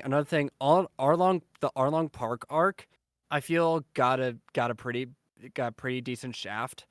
Not to say they did it horribly, but there were some moments I feel that had a lesser impact. Like Right. I forget his it was so long ago now, but the pinwheel hat guy. Uh Genzo, yeah, yeah, you don't really get a lot about why he wears that pinwheel. that's You true. don't know why he I wears mean, that you have limited pinwheel and runtime, to be fair, so yeah. there's only so much you can do. You do, but I feel like that's like a very easy explanation, and No, you're I right. feel like that's a very quick scene to put in, uh, and and Yeah, there's uh, also a bit of a him problem being with Arlong Park absent, in the live action where like they kind of have to do two climaxes in the finale because they first have to beat Arlong and then Garp has to come so that and he has then this Garp, character yes, moment with Luffy, both of which mhm. are really good climaxes. It's just They're good awkward to have them climaxes, both in the same like episode. side by side, yeah, Like it's like there's falling action and then immediately something else happens. Like that's not normally how you do things. yeah. They pulled it I off guess it could well for sort of be what like an they were epilogue trying to type do. thing, but And they probably had to do it like that with how like they were adapting the story, but like yeah, no, I don't think an epilogue would be the solution though, because then people wouldn't get that really crucial character moment until like yeah. way later, possibly even after the credits. Like, No. Oh no, I was saying like you have the climax of the Arlong Park collapsing and everything after that feels like the epilogue. Everything after right. that moment feels like the epilogue. Oh, So I that completely climax and misinterpreted that what you were saying. I thought no, you were saying that the no, Garp Luffy I thing did should have not been an say it epilogue to the all that episode. clearly. Oh, yeah, that's Yeah, I okay. didn't say it all that clearly, so it's completely understandable. Yeah, And no, I think I agree with you there. It definitely does feel like an episode, an epilogue, not episode. My yeah, bad. epilogue. Yeah, no, you're all With good. how they were Also, adapting it and what they had to fit in, I get it. Like, it's not the yeah. worst thing in the world, but it definitely does feel like a bit off. Uh, Yeah. Speaking on Arlong Park, I still think a lot of the fundamentals work really well. Like Nami no Yeah. Chiko, Belmir, and stuff. Like that stuff Yeah, really still hits. that backstory was handled really well, I'd say. I And think the Emily Nami Rudd's no acting just also knocks it out of the park as well. In that yeah. whole bit, like really carries it. Oh, Emily Rudd did such a good job as Nami. Oh, And for real. she continues to do such a great job with Nami. I I'm really loving love how like you kind of get like her more like optimistic like bubbly side now because yeah. she's kind of like undergone her character transformation from Arlong Park. Mhm. Because Emily Yeah, Rudd was and always great at like the more, I guess, Debbie Downer aspects of Nami mhm. early on. But now she's really showing her chops as like the more fun-loving Nami, Now she gets to which be is great. happy. Exactly. Yeah. She's part of the crew now. Uh Emily Rudd really did that moment justice. For Uh fucking the real. the Luffy help me moment cuz That like was cold as shit. that was cold. The thing and like Emily Rudd was talking about this in an interview how she was so afraid of what was going like how that moment would be perceived and doing that moment because a lot of One Piece fans, me included, decide make the decision to commit to the full series from that moment. Yeah, Arlong Park is very Yeah. famously kind of like the make or break point of One Piece, where like if you Absolutely. get through Arlong Park and you still don't like it, it's probably not for you. Yeah. I loved Me the series, and personally, I think One Piece gets great at chapter 0 or chapter 1, whichever you chapter want to 1, say. yeah. Yeah, people love to make the no. It gets great. It gets great at episode 500, but it No, really that's like not true of One Piece. Not at all. I've yeah, seen not stories at where it all. gets great really far into it, including a role play Hmm. that I worked on. Um, Oh yeah, and I can tell you for a fact, One Piece starts good and it continues to be good. it continues to be good. There's like peaks and valleys, of course. When you I, have a I I series will that's running argue it this gets long, better as it goes on for sure. I think yeah. Alabasta is like a high point for me, Alabasta but is a very high point, and there are going to be higher points the more you read on. exactly like Skypiea Yeah, because it's literally in the Skype. sky. You can't really get higher than Yeah, that. it's true. True that. No. Yeah, no. Yeah, when you get to the Mariana Trench arc though, that stuff gets rough. Call back from like an hour and a half ago. Yeah, I mean, I was really enjoying One Piece. I don't know why Luffy just randomly started reading off like names of like powerful rich people from this list he got. Like, what was that about? This kind of broke my immersion. Like, why are you talking about like Bill Yeah. Clinton in One Piece? Mhm. Can I also say a really unpopular opinion that I Uh, feel like is this something that I'm going to be familiar with? About One Piece. Sure. So I think the anime does the Sanji Zeph backstory the best. And there are so many people that What? hate the changes that the anime makes because like people Okay, say it was admittedly, censored. I haven't seen the anime, so I can't Right. speak to this. I So do love do you how want they me do the Sanji Zeph backstory in both the manga and the live action though. Like yeah. the Zeph Mhm. sacrifice. Yeah, absolutely. Do you is it all right if I I explain what most the likely anime won't watch does? the anime Yeah. in any Yeah, capacity. that's fair. Well, maybe I will actually for certain Maybe. like arcs and episodes. Yeah. Yes, you can tell me what happens in the anime. I'm not gonna care. It's fine. So in the manga and the live action, when they're on the island, Zeph cuts off his leg, cuts off his Right. foot for food. In the anime, his foot gets trapped in the sinking rubble of the ship, and he has to cut it off with an anchor. And I Wait, that and doesn't I sound like censorship. That almost sounds like just as bad. Yeah. Yeah, that's what I'm saying. People say it was censored, and I'm like, no, that ultimately makes Zeph's suffering worse because he only cuts off the one foot, and he doesn't cut off the other foot, and in the manga he eats his foot. In the anime, he doesn't have jack shit to eat. He intentionally starves himself and gives all of his food to Sanji and starves himself that entire I mean, I time. guess it's just a bit less logical for me though, because like, Yeah. okay, granted it's One Piece, humans have insane feats and all that, but like, Yeah. it was what 65 days? You would Yeah. die if you had nothing to eat, Probably. like period, point blank. Yeah. Probably. For me, Definitely. the way that the backstory is done in the manga and done in the live action still like really hits hard because It it does still does. emphasize Zeph's sacrifice for Sanji. Mhm. Not that Yeah, that's not I a just thing in the anime as well, yeah. from what you're telling Yeah. me. Yeah, I I had the personally believe completely wrong like idea of what actually happened in the anime because I yeah. kind of just heard and internalized that whole like idea of oh they censored it, it wasn't actually that Yeah. big in the anime. Like I Yeah. basically thought that Zeph didn't really make a sacrifice at all in the anime, and I was totally Mhm. wrong about that. You just corrected Yeah. me. Yeah. Zeph gets his foot caught in the rubble when he dived in to save Sanji.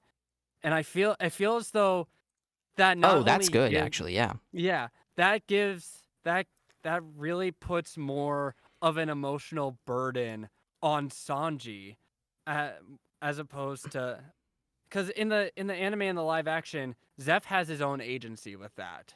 Ze- Zeph Right. has Zeph has his own agency. He makes his own decision to But to me, cut that's off his also foot, kind of and important, right? Like it is the yeah fact that it is important that he's able to that him doing that for himself in the situation does have a lot of emotional weight, and it means he's giving up the life of piracy right.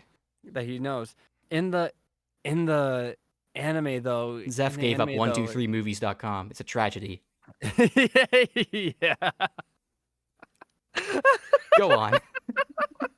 I'll see myself out. Why am I laughing so hard?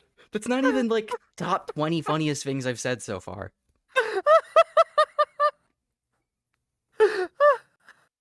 Oh my gosh.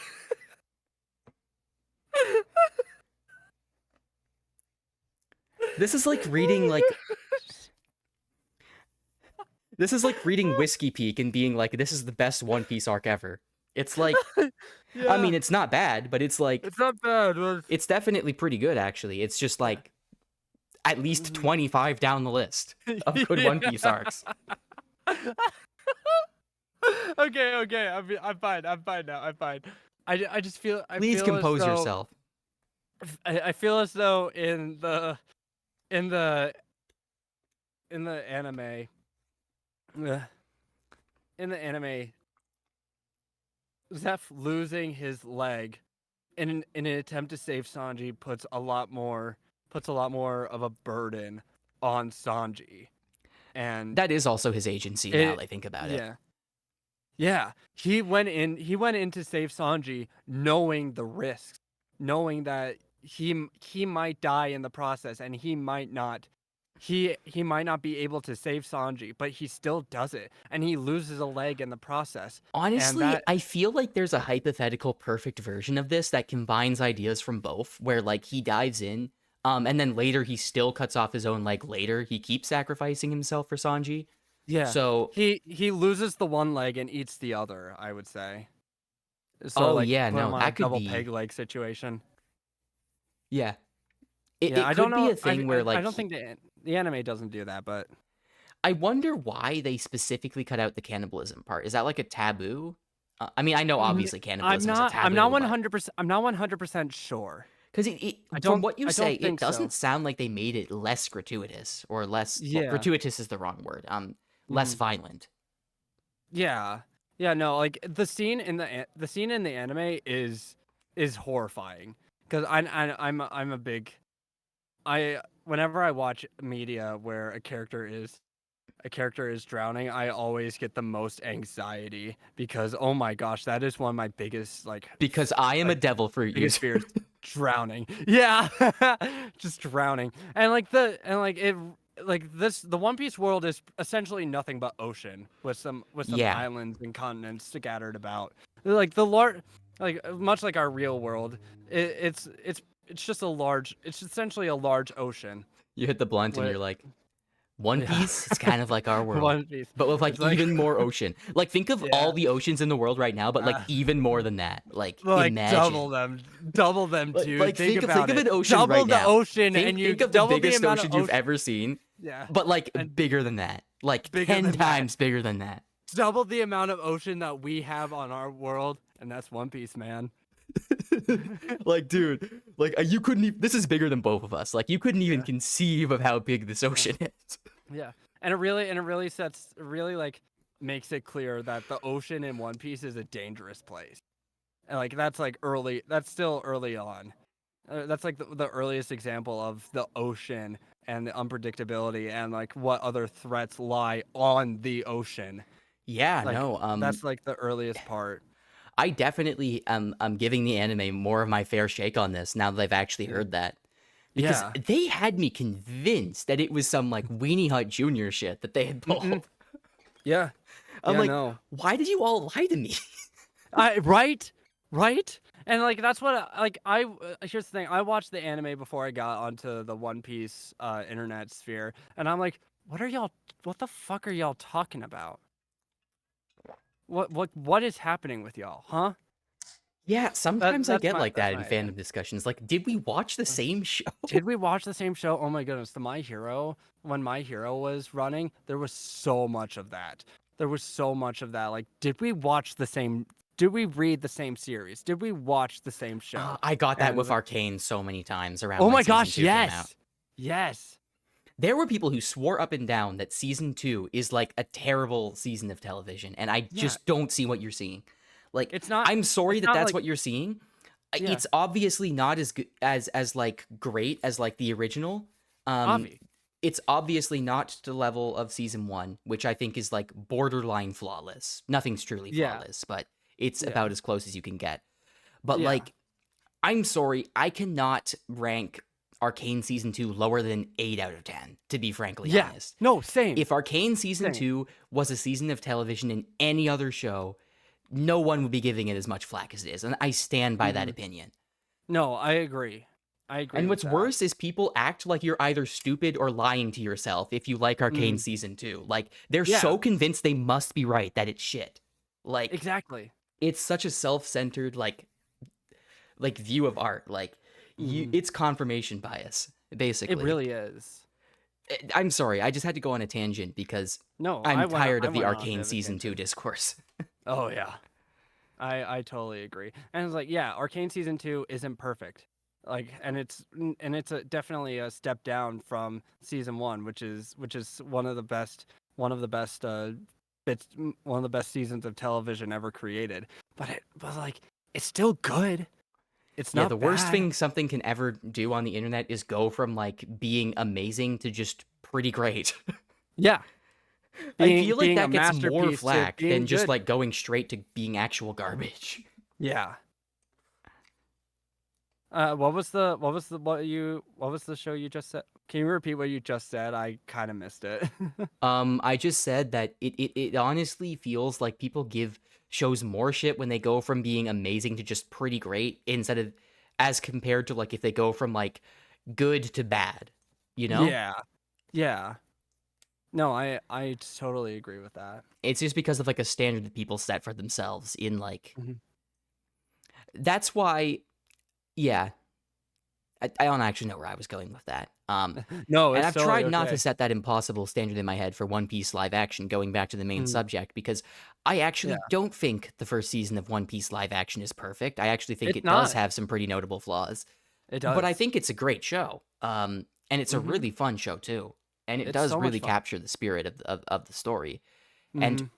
for me, just looking at the trailers and like what's come out so far, it seems like they're even more unashamed of the manga influence, and Yeah. like adapting things pretty directly from the story, in season Yeah, 2 as they are same. in season 1.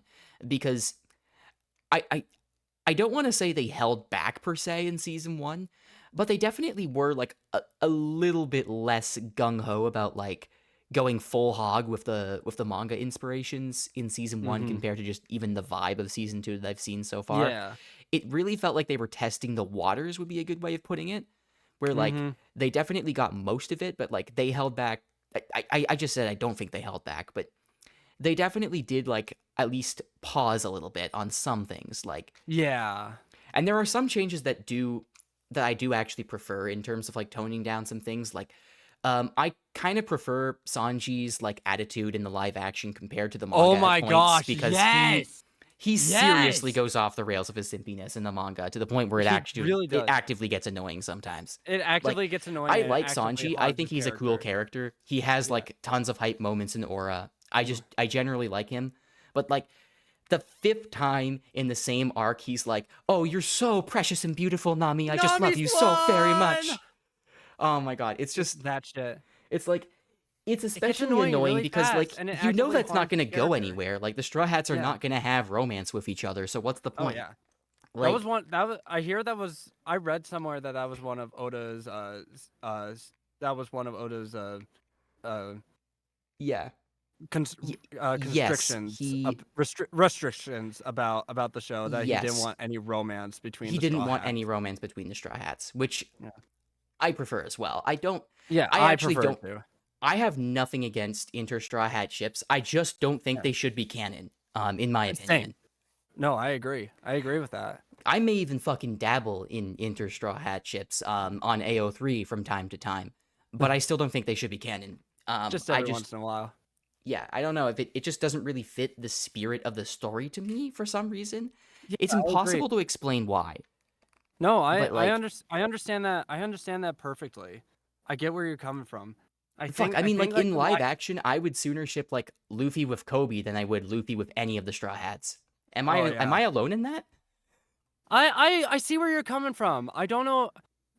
I might need some time to stew on that to see if I personally agree with you, but I understand where you're coming from.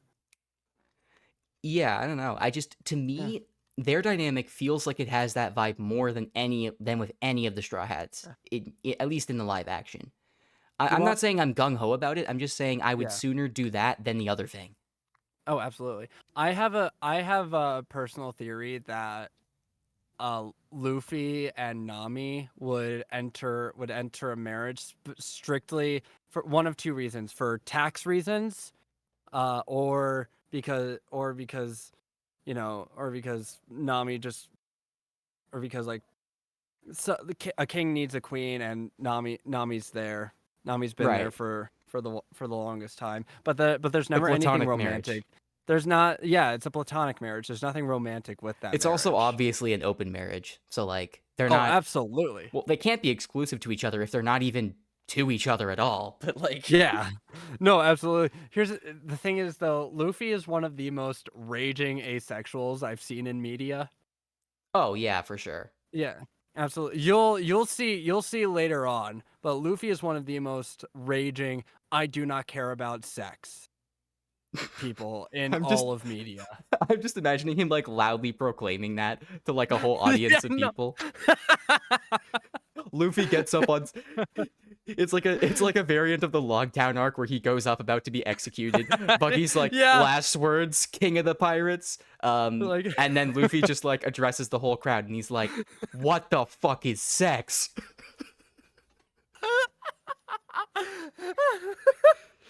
I read about it a lot in these Epstein file things, but I don't know what it is. Oh my gosh, dude. Dude. Whoa. Oh my goodness. I always tie jokes back, Okay, whoa. no matter the cost. No matter the cost. Wow. Oh my gosh. No. That's a crazy ominous sentence, no matter the cost. Oh my You goodness. just turned to me, Oh, you're like, okay, Noah, I please, wanna please think of this. I wanna ask your Think of I the wanna ask your think of the consequences. And I just think of the turn, consequence. I turn and face you, and just in a low, deep, calculating voice, almost like crocodiles. I'm like, For the think of the comedy, think of the bit. Okay, I do want to ask your opinion on Go something. ahead. So, there were some revelations in the first there was a particular revelation in the first episode. Mainly I that almost thought you were gold gonna. Almost thought you were going to say there was a major revelation in the first batch of the Epstein files. Like, is that what we're talking about now? No, Okay. no. We're back to the live action One Piece. There was a major revelation early on in the first episode that Right. Gold Roger has a son. Right. And I want to get your opinion. I want to get your thoughts and your theories about that. You're right. I do want to finish up something that I was saying earlier, but kind of got Yeah, sidetracked on, please and then I do. will get to the Gold Please do. Roger thing. Um, Yeah, please do. I was saying Sanji being toned down to be like a more reasonable person in the live action is one of the like restraints I kind of appreciate in the live action. Oh, But that absolutely. was just part of a wider point about how I feel in season one, while they generally held true to the tone of the story, they definitely did like restrain themselves in some areas to just test the waters with like a Western audience. And I Hmm. think for the most part it worked. For season Yeah, two, it it was a seems big like they hit. got a lot of feedback where like even the goofier aspects of season one were well appreciated. Um, Hmm. and now they're just kind of going full hog. Like I saw that Yeah. trailer. Every member of Baroque Works seems to be there in the capacity they were there in the original manga. I Oh saw, yeah. well, Miss Valentine and Mr. Five are already in like the episodes I've seen. The first I two episodes. saw Yeah. Mr. Three. I saw Miss Golden Week. Did Hmm. Bon Clay show up at all? No, Bon Clay won't show up until season 3, I think. Right. At Yeah. least to my knowledge, because at this point when we're recording this, I have also not But seen anything past the first two episodes. not only that, they also had the giants. They had the dinosaurs. Hmm. On the, you know, Doria and Broggy. it's Yeah. yes, yes. You're right. Yeah, I always pronounce it in my head as Brogy for some reason, but I know Brogy. it is Yeah, actually Broggy, or at least I think it is. But it could be whatever. Brogy, but I think it's Broggy. Well, he's a Brogy. Yeah. Ah. I tried to say it like he does in the manga too. Like Yeah. I forget which one was the. I think Brogy was the ga ba ba ba ba ba ba, and Dory was the gag gag gag gag gag gag gag. I remember watching The fact that I Garden. know the exact like spelling of the laughs, it just tells you how like distinct One Piece is with this shit. Oh yeah. No, and that's the thing. That's the thing, though. With the One Piece laughs, Oda originally wrote them so that there can be a distinction between who's laughing if multiple people are laughing in the same scene. But then the anime just ran with it, That's and it became great. iconic. Yeah, the characters just have very strong narrative voices as well, or character voices, where you can kind of just tell who's speaking even when their text bubble is not on the screen. This is more of a compliment to the manga, more than anything. Absolutely. But like, yeah, going back on track, it really seems like season 2 is like even more unafraid of taking blatant inspiration from this manga that the people behind it absolutely love, and I am all for it. Because I also love that manga. Yeah. One thing I really appreciate is that how much it's treating itself kind of like a live action cartoon. Oh yeah. No, for like sure. There's so many impossible feats just in these first 2 episodes alone. There's so many impossible feats that like characters just like walk off, or like so many like big fight moves that are impossible to do, but they I say who cares, because impossible in One to do Piece without like some form of technology in some regard, whether it be a practical stunt. My opinion is basically that One Piece humans are not even the same species as like real world humans. They're like, that makes sense. They almost are, but like they just have like some heightened durability or something that just generally works. That makes a lot of sense. Like safe. Yeah, and this isn't even with the devil fruit users. Yeah, no. This is, which really begs the question of how badly a fishman would whoop a human from our world if they can badly whoop a human from the One Piece world. Right. I remember. I was talking about, dude, like, drop a fishman in the middle of NYC and that whole city's going down, and like, oh, it's going down. Power scaling debate. Can Zoran Mamdani stop the fishman? Oh, that's great. I was about to say something, but I realized it's irrelevant now, so. Oh, well, we couldn't have anything irrelevant on this podcast. That's a hard rule that we never break. Not. No irrelevancy here. We always stay 100% on topic.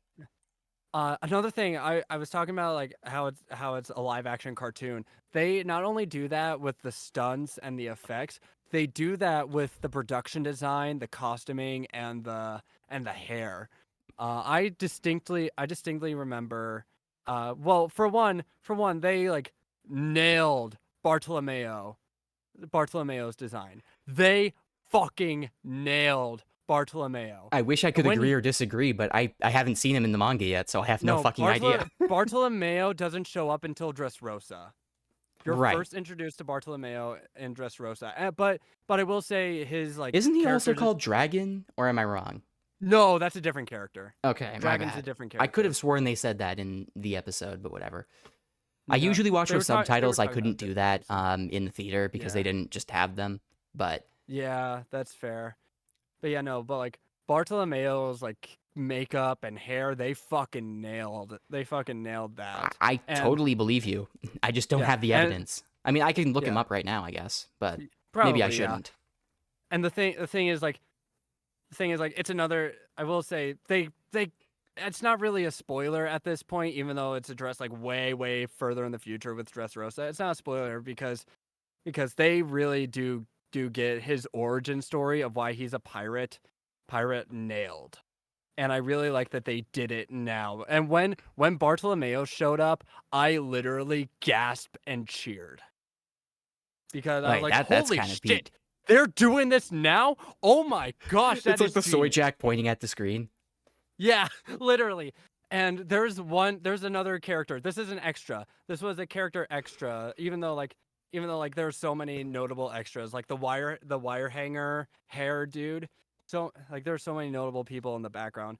But I distinctly remember the fishmonger in the first episode that had like the fishtail in his hair, and it was Right. actually like kind of waving. That was genius and wonderful. And Yeah, little things Mr. like Five's this. hairstyle, perfect adaptation. Uh, Little great things like this adaptation. really do tell you that like the people behind this absolutely love One Piece. They love One Piece and they care so much about bringing this story to I life. I think that sets it apart from a lot of the other Yeah. Netflix live action adaptations. There's another With character something like in Netflix Cowboy Bebop, like not a lot of oh my people god. really believed that the people behind I that liked Cowboy yeah. Bebop. I could not watch anything past episode 1. I could not watch anything past episode 1 because oh my That goodness, bad, huh? I wondered if people were I exaggerating. I'm not exaggerating. I really strongly dislike the live action Cowboy Bebop Right. first episode so badly. I can't speak for the rest of the show, but feel I dodged a bullet. Live action Death Note is another one of those ones which, bizarrely, I'm pretty sure the creator of Death Note actually likes it, but not much of the fandom does, for a I very agree. understandable reason. Here's the thing. I understand why people like it. That's with the live action Death Note. I understand why people like it because it's a bold choice in a different direction, both stylistically and Geographically, I guess. thematically and geographically. Yes, both stylistically I can't get over Light Turner. and thematically. Yeah, Light Turner. I still not over that. Also, I honestly It believe just makes me Lakeith think of Timmy Stanfield. Turner. Yeah, I honestly believe that Lakeith Stanfield is a perfect L. No, he is 100%. He was a perfect L for what they were going for, and I really appreciate it. Yeah, I haven't actually seen the live action Death Note or even the animated Death Note. I strangely recommend it. It's like That's I don't personally enjoy it, but I think it's worth a watch. It's an interesting piece of media. You can It's say that. interesting. It's fascinating. It's like it has this visual style that's so unique to it specifically, and it's Willem Dafoe as Ryuk. You have to experience Wait, that. is that real? I thought that was just That a is meme. real. No, Willem Dafoe is the voice of Ryuk, and they just the actually voice. I didn't know. the voice. Did he But do they like did makeup? actually have they did have a practical costume. They had a really tall dude in a practical costume, and I think they did some like effects with the face to sort of like a cool trick that the live action Death Note did was keep Ryuk's face in shadow, so they didn't have to animate his weird looking face all that much, but like keeping him in shadow also meant his eyes were glowing and so prominent, and I Right. really enjoy that.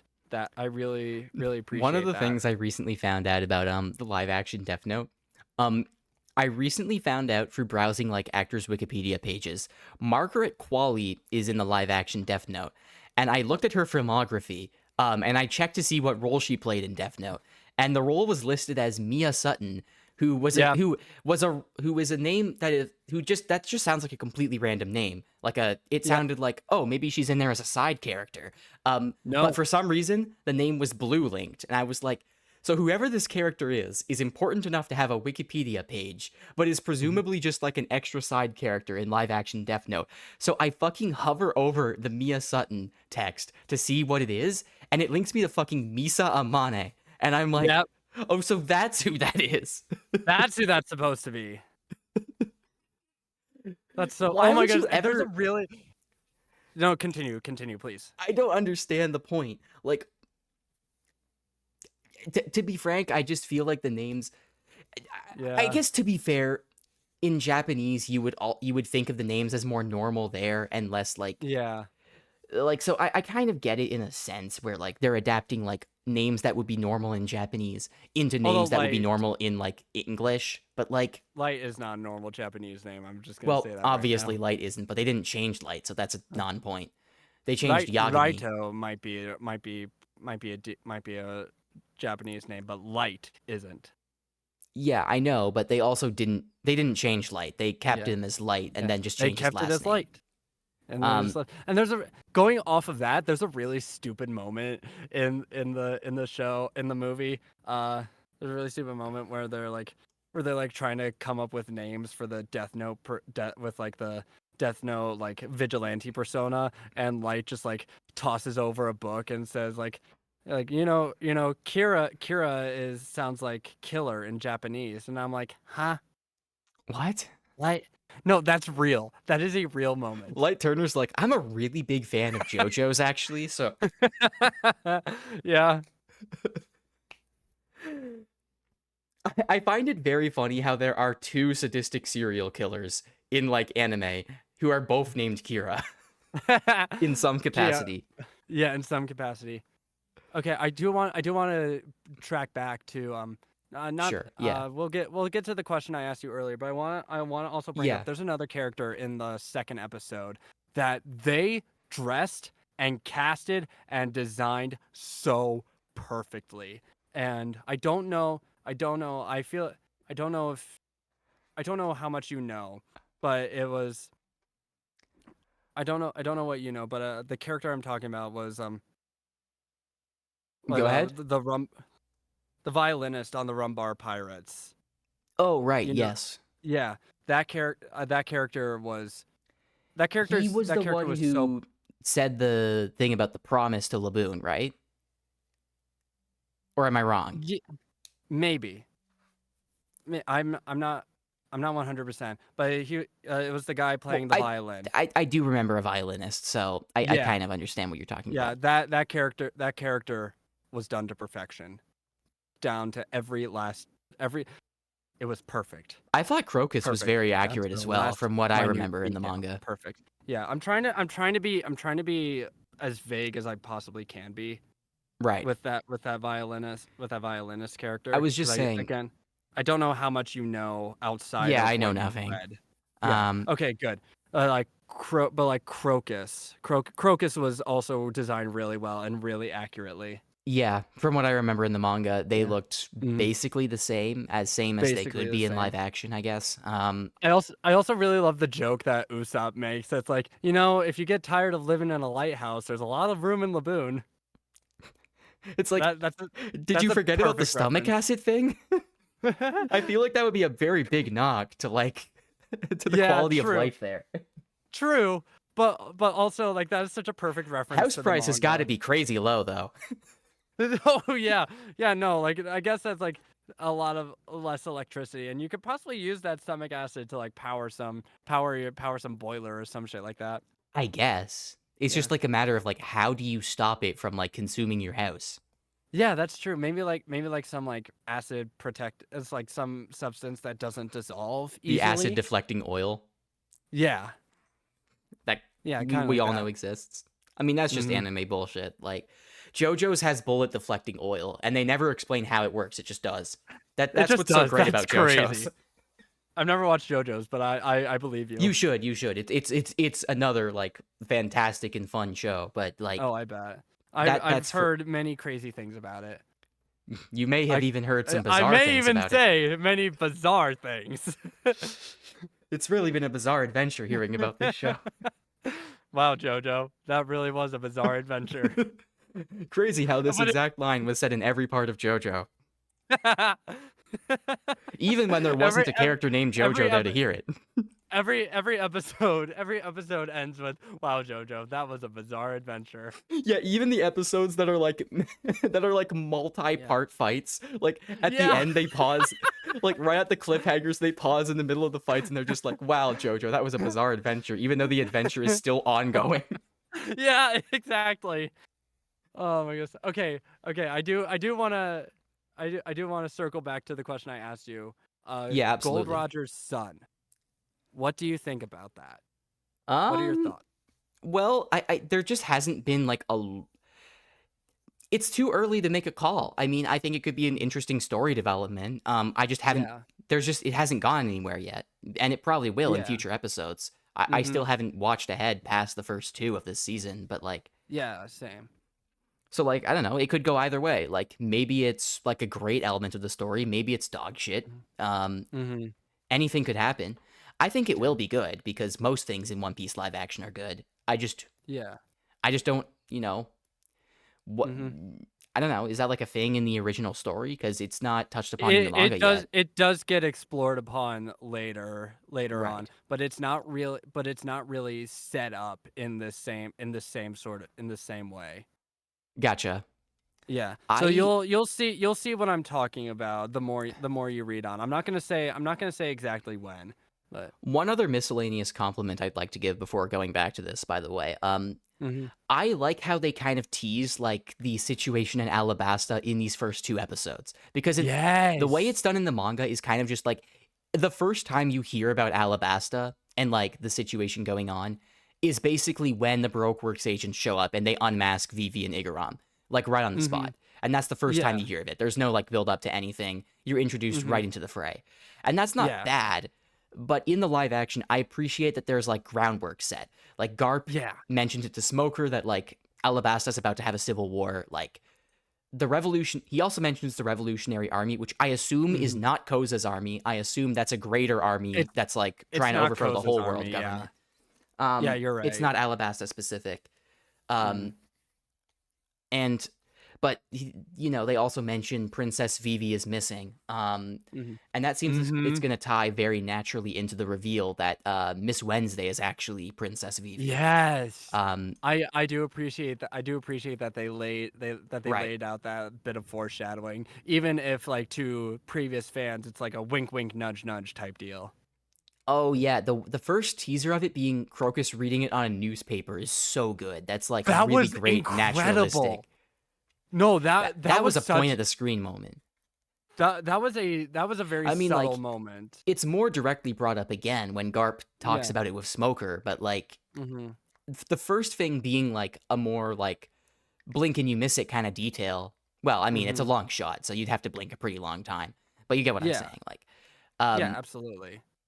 like the first time being such like a banal like way of like pointing out that information just kind Mhm. of makes it feel like more, I guess, real, you Yeah. know? It makes the world of the live action series feel like there's more stuff going on simultaneously. Which it always has, by the way. The live action Yeah. has always done very well with making like the world itself feel very alive. The Straw Hats don't feel like the only compelling characters. Like Mhm. I recently rewatched this with another friend of mine. He is actually also a frequent guest on this podcast. You've Yeah. actually spoken to him a few times. American Mhm. Elephant, aka Kevin. Um, Okay.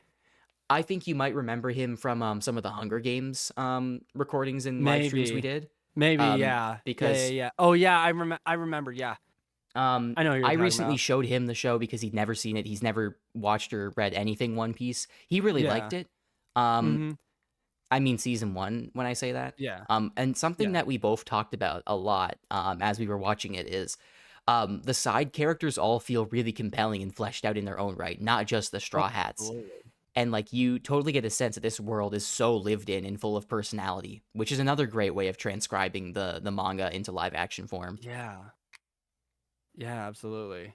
And I feel like the One Piece live action is uh such a perfect guidebook to how to adapt how to adapt like animated media into live action or drawn media into live action. And it all boils down to respect the fact that you're adapting something. Respect animation. Respect the fact that you are adapting something animated or something drawn or something Right. just large Because the something live that is action just is so technically not an beyond yeah. reality. The live action is technically not an adaptation of the anime, it's an adaptation of the Yeah. manga. The manga is the Yeah. source material for both. Mhm. But I get what you're Yeah. saying, yeah. You But did also say or I'm drawn. including the anime because there are definitely large inspirations from the anime, Oh, of course. especially Couldn't Binks's avoid that. Brew. Binks's Brew, those lyrics are ripped straight from the anime. Oh, I didn't know they came And from the anime. I thought those were actually live yeah, action original. no, those lyrics were originally written for the anime. That's cool actually, yeah. And yeah, and a lot of the like I hold on, wait. Do you I want to go lost my back to train the of thought Gold with that Roger one. thing? Because I think we basically Yeah. completed that point. With the Yeah, Gold yeah, Roger thing, you said that it's something that's interesting and can be developed yeah, further. I Yeah. feel very interested, and I feel like there's a lot of intrigue that goes into it. Like, who is this Mhm. son, and Who is it? what's Garp's relationship Yeah. with the son? Yeah. Obviously, Luffy is not Gold Roger's son. That seems to be a Mhm. given. Mhm. Or maybe I'm wrong about that, but that doesn't Mm. seem to be the case. The ages Mhm. are off too, because Gold Roger was executed 22 years before the main story. And Mhm. correct me if I'm wrong. Luffy at this point in the timeline is 17, right? So like, I believe so, yes. Unless the live action explicitly says otherwise, I believe so, yes. right. I know after the time skip he's 19, but at this point in Mhm. the story he's 17. So he Roughly, would have been yes. born 5 years after Gold Roger was executed, which Mhm. it goes without Kinda saying that a dead difficult. man can't exactly conceive a child. Well, we don't know. Maybe Luffy's mom went to a sperm It's bank. But, it's like, the thing is Gold Roger there's just a knows. sperm bank in the middle of the ocean. Yeah. Gold Roger's sperm is like a coveted like it's like a coveted like Yeah. collector's item. Oh. Oh my gosh. Come buy this rag that Gold Roger used once while fooling around. It's worth a bunch of Ah. berries, trust me. Oh my gosh. Here's another thought. What are your okay? There's very little of him in the This first rag episode, is and there's stained with the legacy of the greatest pirate ever. there's In another more there's ways another than one. thing. There's another character I do want to get your opinion about, and that's Dragon. Dragon? Like, yeah, Well, where is he in the episode so far? he's the I guy with haven't seen the him. he's the guy with the green hood and the face markings. Oh, that guy, the guy who Yeah, just kind of like yeah. fucked Smoker's like whole like win, Mm-hmm. you know? Yeah. There's very you saw very little of him, and you're probably not gonna see much more of him until later on in the story. Right. Later on in the story. But what are your thoughts on Dragon and I like his was a little potential? bit mixed on him showing up, honestly, because I feel like it Yeah. kind of just like gave Luffy a convenient out. Yeah. Where I was like, oh, that almost kind of feels like Deus Ex Machina because Smoker was kind of beating his Yeah. ass, and I expected them to come up Dewey's. with like some really creative like solution. But then he just kind Mhm. of gets like bailed out by like this random third party. Not a bad thing Yeah. at all. It's just like Mhm. um I would like to see how this develops and what it leads into, Mm. and I would probably be more forgiving of that aspect if it Oh led yeah. somewhere, which it probably will. Um, Yeah. Now, correct me if I'm wrong. When Dragon showed up on like that like balcony later in the same episode, like right after the Smoker thing, Mhm. um, there was a woman who was walking up to him, kind of out of frame, a bit blurry. Was that Nico Robin or Miss All Hold on. Sunday, if you will, if you're so inclined at this point in I the story? don't I don't know. Hold on, wait. Let me Because my actually first pull thought up. was actually that Dragon was a Baroque's work. Because I didn't know that was Dragon like just offhand. Because no, I haven't read Yeah. that far in the manga. I don't have that much Yeah. secondhand knowledge. I Yeah, just I assumed they that was a they do Baroque say, Works they do member. say his name in the show.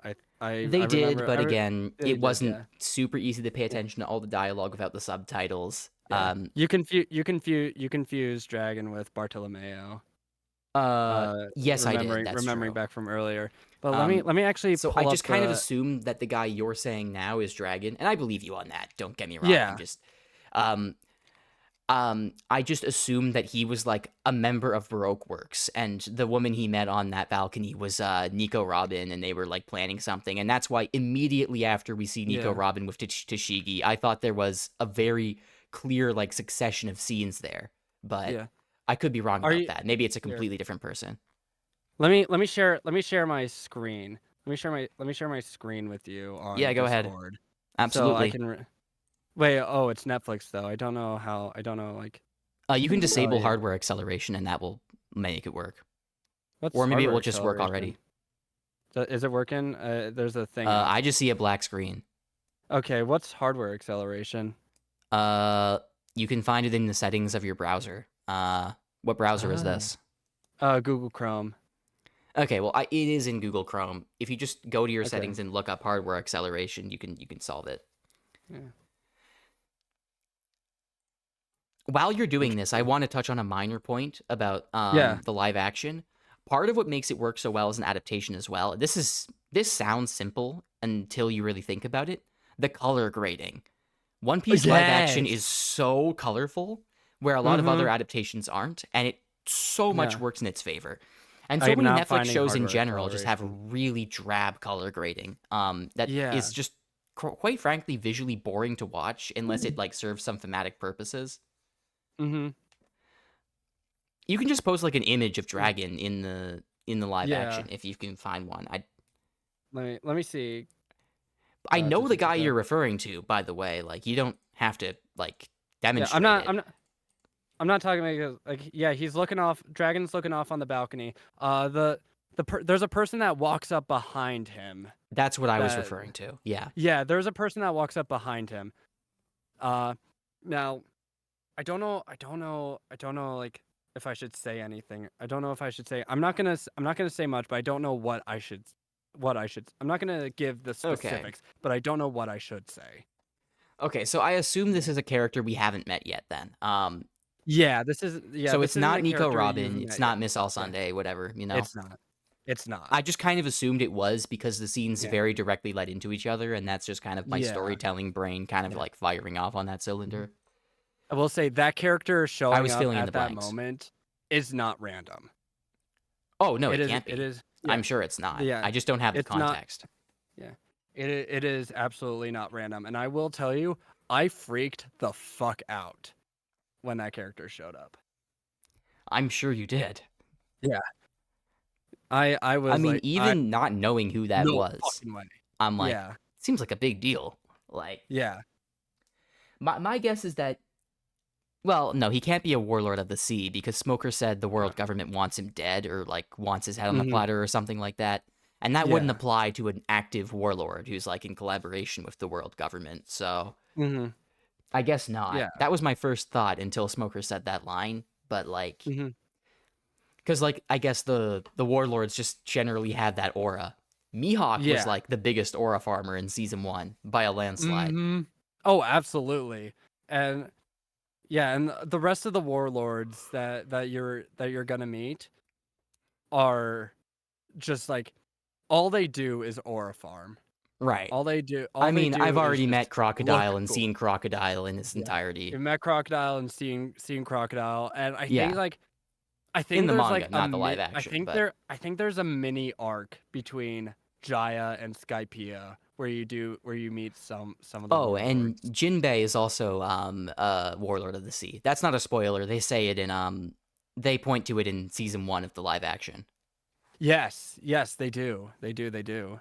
And I do know who Jinbei is just from secondhand information, vaguely. Yeah, I know he's like a fishman vaguely. guy who later joins the Straw Hats. Mhm.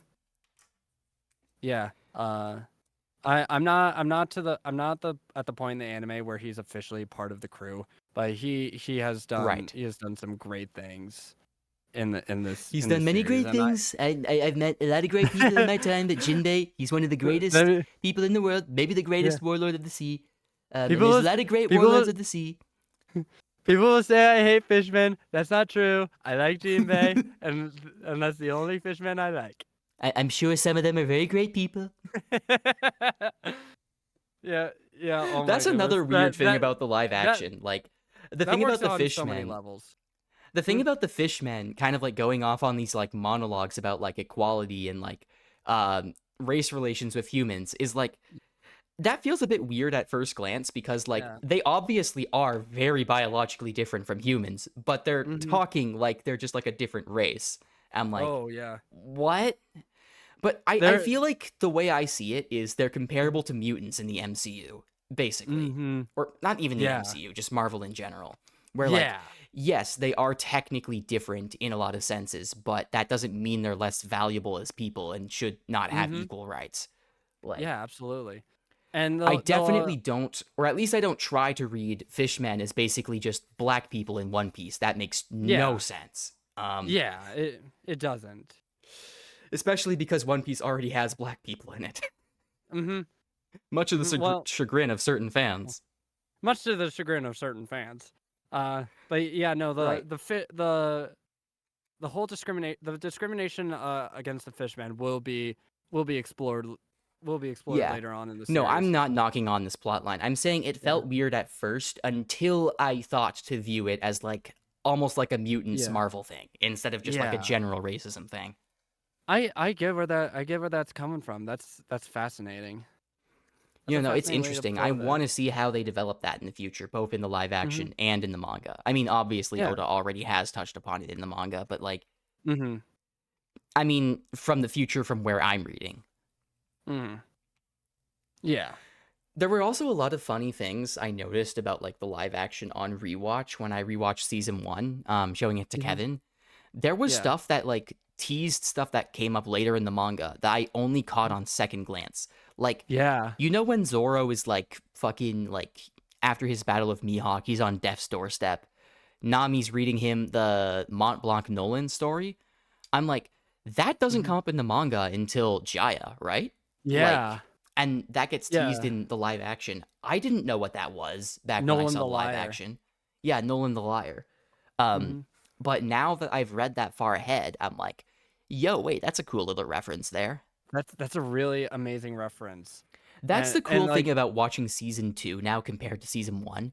Season uh-huh. 1 was my first exposure to One Piece in general, so I didn't have Yeah. anything to compare it to. In fact, it Mhm. was almost like the reverse. I went into the manga seeing how it did the story differently from the live action. Um, Mhm. Now, because I read the manga before the live action for the parts that season 2 is covering, I get to in real time see how they adapt it. And Yeah. I would say the first 2 episodes have adapted Logtown and the Laboon story beautifully, in my opinion. So beautifully. I one of the changes I really appreciate is Luffy Luffy talking to Laboon and singing Binks's brew to That them. was But it's so good. That wasn't in the that manga. that specific verse. It's that specific verse Right. that that Luffy sings to Laboon that when I first heard it watching the anime, I was crying. I cried when I heard that particular verse, and hearing it sung again in this specific context is beautiful. And and 100%. yeah, that's something that makes this live action One Piece so special. The fact that they're doing the story so like a lot of justice, but still making it its own. It's like rewatching the story of One Piece for the first time all over again. Yeah. And that And is there's also a lot of so tension to it because, yeah. again, characters can die when they didn't before. Like, events will Yes. play out differently.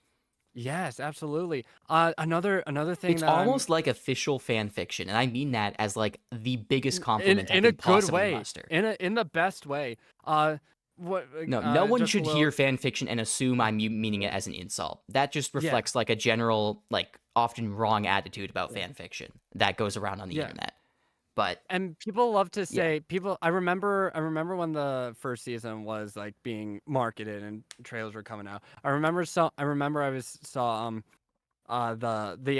the anime man, I think, Joey the anime man say like, "Man, this Luffy costume looks so much like cosplay." And I made a TikTok in response to that like, "Yeah, it is cosplay. Like what did you expect? What did you expect?" Genuinely, I'm genuinely asking, what did you expect from a live action Luffy costume? I mean they Like just did the it's costume in live action. I don't. yeah, How can you? literally. What else can Like, you why are do? you saying that like it's a bad thing though? Like, And you it, also know like, that the same oh, it people look, would complain if the costume yeah, was significantly changed in a live action, right? Because then they would be exactly, like, "Oh, well, this isn't like One Piece. It's actually just yeah, different now." yeah, absolutely, Like people and complained when they changed like Faye Valentine's outfit in the in Netflix Cowboy yeah, Bebop, which personally hmm I didn't really care about. I Not that don't, I've I seen don't either get of that them, one but because like it's just like a less exposed. It's yeah. just it's the same costume that exposes less skin.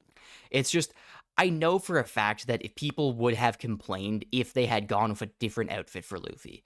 Um Yeah. so like to Just a me, slight change to it as well. People complained that Luffy didn't have sandals. really? Yes, that was a real complaint that people had, that Luffy didn't wear sandals. Did he not? I wasn't looking at his feet in the live action, so. Gee, that's crazy. That's so wild. That's such a bizarre thing. Like, people don't care about shoes. Wow. Like what shoes the character is wearing. But yeah, no, he doesn't wear sandals. He wears something that's more akin to like wraparound shoes, like leather, like some like leather type. I didn't even leather type fucking shoes. notice the difference. Yeah. Like, yeah, no. It was wild. I'm too busy noticing how like Inaki Godoy is basically just Luffy IRL. Like they straight up Oh my just went goodness, to yes. Mexico and found Luffy and then put him in the show. I will say Iñaki Godoy's portrayal of Luffy is Oh, probably I'm my sorry. I favorite. think I got his Probably- pronunciation wrong there. Yeah. Yeah. No, you're good. Iñaki Godoy's portrayal of Luffy is probably my favorite portrayal of Luffy that I've seen. He's Like, so I've good. seen- He's really good. I've seen some clips of the sub, the original actress, and I'm an avid dub watcher, so Colleen Clinkenbeard's Luffy holds a special place in my heart. But hold on, wait. Who Luffy's voice actress in the show is Mayumi Tanaka. This is the sub, right? Yeah, the original Japanese voice actress for Luffy is Mayumi Tanaka, and Right. she does a good job. She does a good job as Luffy, and obviously originating the character. That's like the voice that people will go to. Mayumi Tanaka. I do appreciate and I do love her portrayal. But since with the anime, I do prefer the dub. No disrespect to Mayumi Tanaka. It's just a matter of preference. Right. And the Colleen Clinkenbeard's Luffy is one I have much more experience with. Colleen Clinkenbeard sounds like an actual pirate name, IRL. It really does. It really does. This reminds Colleen me of the Clinkenbeard's fact name that so much. like the Wheel of Time is narrated by like two people in the audiobook whose names are Michael Kramer and Kate Reading. And that is not a joke. That. I love that. That's so fun. Those are such fun names. It's like you were fucking destined for this, Pat. Yeah. There was like a guy who worked at CNN too whose name was like William Headline. Hell yeah. Oh, that's so sick. Like you think that character names in fiction, like referring to the thing they are, is ridiculous. But then you actually see some of the names people have in real life. Yeah. Whether it's a pen name or a real name, it's crazy. But anyway, yeah, Colleen Clinkenbeard's interpretation of Luffy, and like it's with having done dubbing gigs before. Like you're essentially directed to just copy the cadence of the original actor. The One Piece dub writing is a very unique case, I would say, because they do add a lot more. I feel like there is a lot more energy, like a lot more energy and a lot more zaniness with the lines. Yeah, I mean it's One Piece, so in the dub, it's One Piece. It. I think they adapt it perfectly. And like the Clean Clinkenbeard is essentially matching the cadence with the new matching the cadence of Mayumi Tanaka with the original, with like the new lines, and they're essentially playing the same character. So right. I feel like comparing the two is sort of like it's not apples to oranges, but it's like Granny Smith versus Fuji or something like that. They're both really good apples, but they're both really good apples, and they're both apples. Hey, apples. But hey, Apple. Hey, Apple. Oh my goodness! I think the best portrayal of Luffy was actually from Annoying Orange. But yeah, it's like that's one piece of shit right there. It's comparing Granny Smith apples to Fuji apples. They're like, people are gonna have their preference of apples. Right. But I feel like Iñaki Godoy, just like both in the writing of this interpretation of Luffy and just the expressiveness and the emotion and the optimism that Iñaki Godoy has. He really just comes off as like the most autistic guy ever in a way that's very. He's such a perfect embodiment. I mean that as a compliment Luffy. in the greatest possible way because I am autistic. Yeah, so same. it means I'm a lot to autistic see too. that. Yeah. Even though it's not official, like it's the same thing as like seeing Mob in Mob Psycho 100 and being like, "Oh, this is literally me." Yeah, literally me. And another thing, I get this you so were often with fictional characters where like all of the best autism representation to me comes from characters who aren't actually canonically autistic. Because whenever they are, No, oh they my gosh. automatically put them into like a stereotype of either being like Yeah. fucking clinically stupid or just like straight up like a super genius savant. Yeah.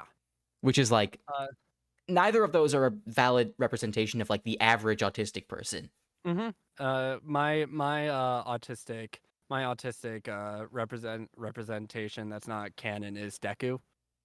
I guess that makes Deku sense too. That definitely Deku tracks. Deku is so autistic. I've never seen My Hero Academia, but I can I recommend see it. that. It's my second favorite anime and my favorite manga. It's so good. I should put you into screaming matches with some of my other friends. I have friends with very varying opinions on My Hero Academia.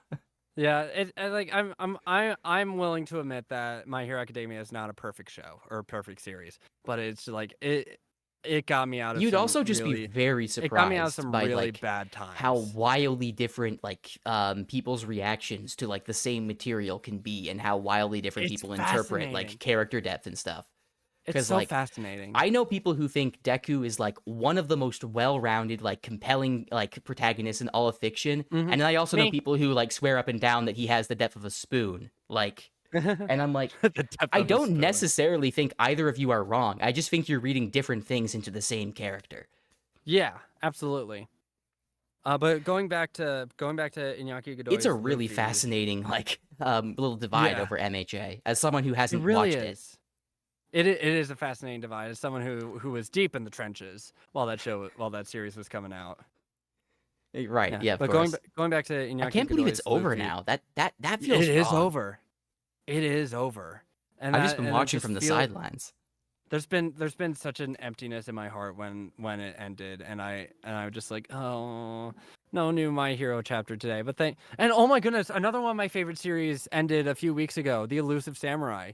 I don't know what that is. That manga ended a few years ago. The anime's not a few years ago, a few weeks ago. The anime's still coming out, thankfully. The new season's out. Apparently Chainsaw Man is getting its last chapters in by the end of the month. Did you know that? Really? I just learned that. Really? Oh no. A lot of stuff is ending. No, honey, no. Please, to say it isn't so. Are you also into Chainsaw Man? I love Chainsaw Man. Oh, that's cool. That's got to be another discussion sometime. Because I actually have seen the parts that have been adapted by MAPPA. Not the manga, but... Yeah. I mean, I should read the manga. Apparently, it's really good. It's wonderful.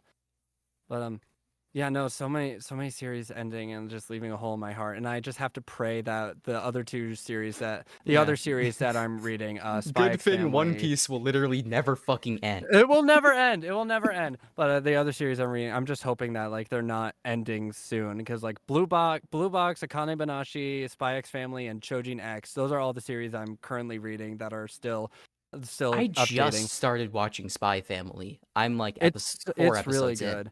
No, it's great. I like really it have a to lot, hope they don't end soon. It's really cute and really fun. Yeah. But anyway, get more into it, though. Yeah, going back to Iñaki Godoy's Luffy, you were talking earlier about how they restrained a lot of Sanji's simpiness for the better. The live action, for the better. And I think like I don't know if it's for the better. I don't know if it's for the better, but it's definitely not for the worse. You can say that. They restrained a lot of Luffy's abrasiveness and impulsiveness, and I think that's a pretty neutral change in my opinion. That is true. I have noticed that Luffy kind of just like blows his lid a lot more often in the manga than he does in absolutely in the One Piece live action, and to a much greater extent too. Like he becomes an actual raging bull over a lot of shit in the manga. Absolutely, and you're not even at the half of it, dude. I personally don't think that they're going to keep the moment, or at least they're not going to adapt it in the exact same way. You know that moment at Whiskey Peak where Luffy wakes up and finds Zoro having beaten all those like Baroque Works guys and just fucking rages at him? I couldn't see Iñaki Godoy's Luffy doing that personally. Yeah, they feel I like don't see it distinct either. characters in this aspect. And that's Yeah, not a bad thing. I'm just saying they're it's not. two different versions of the character that I very Of the much like. character.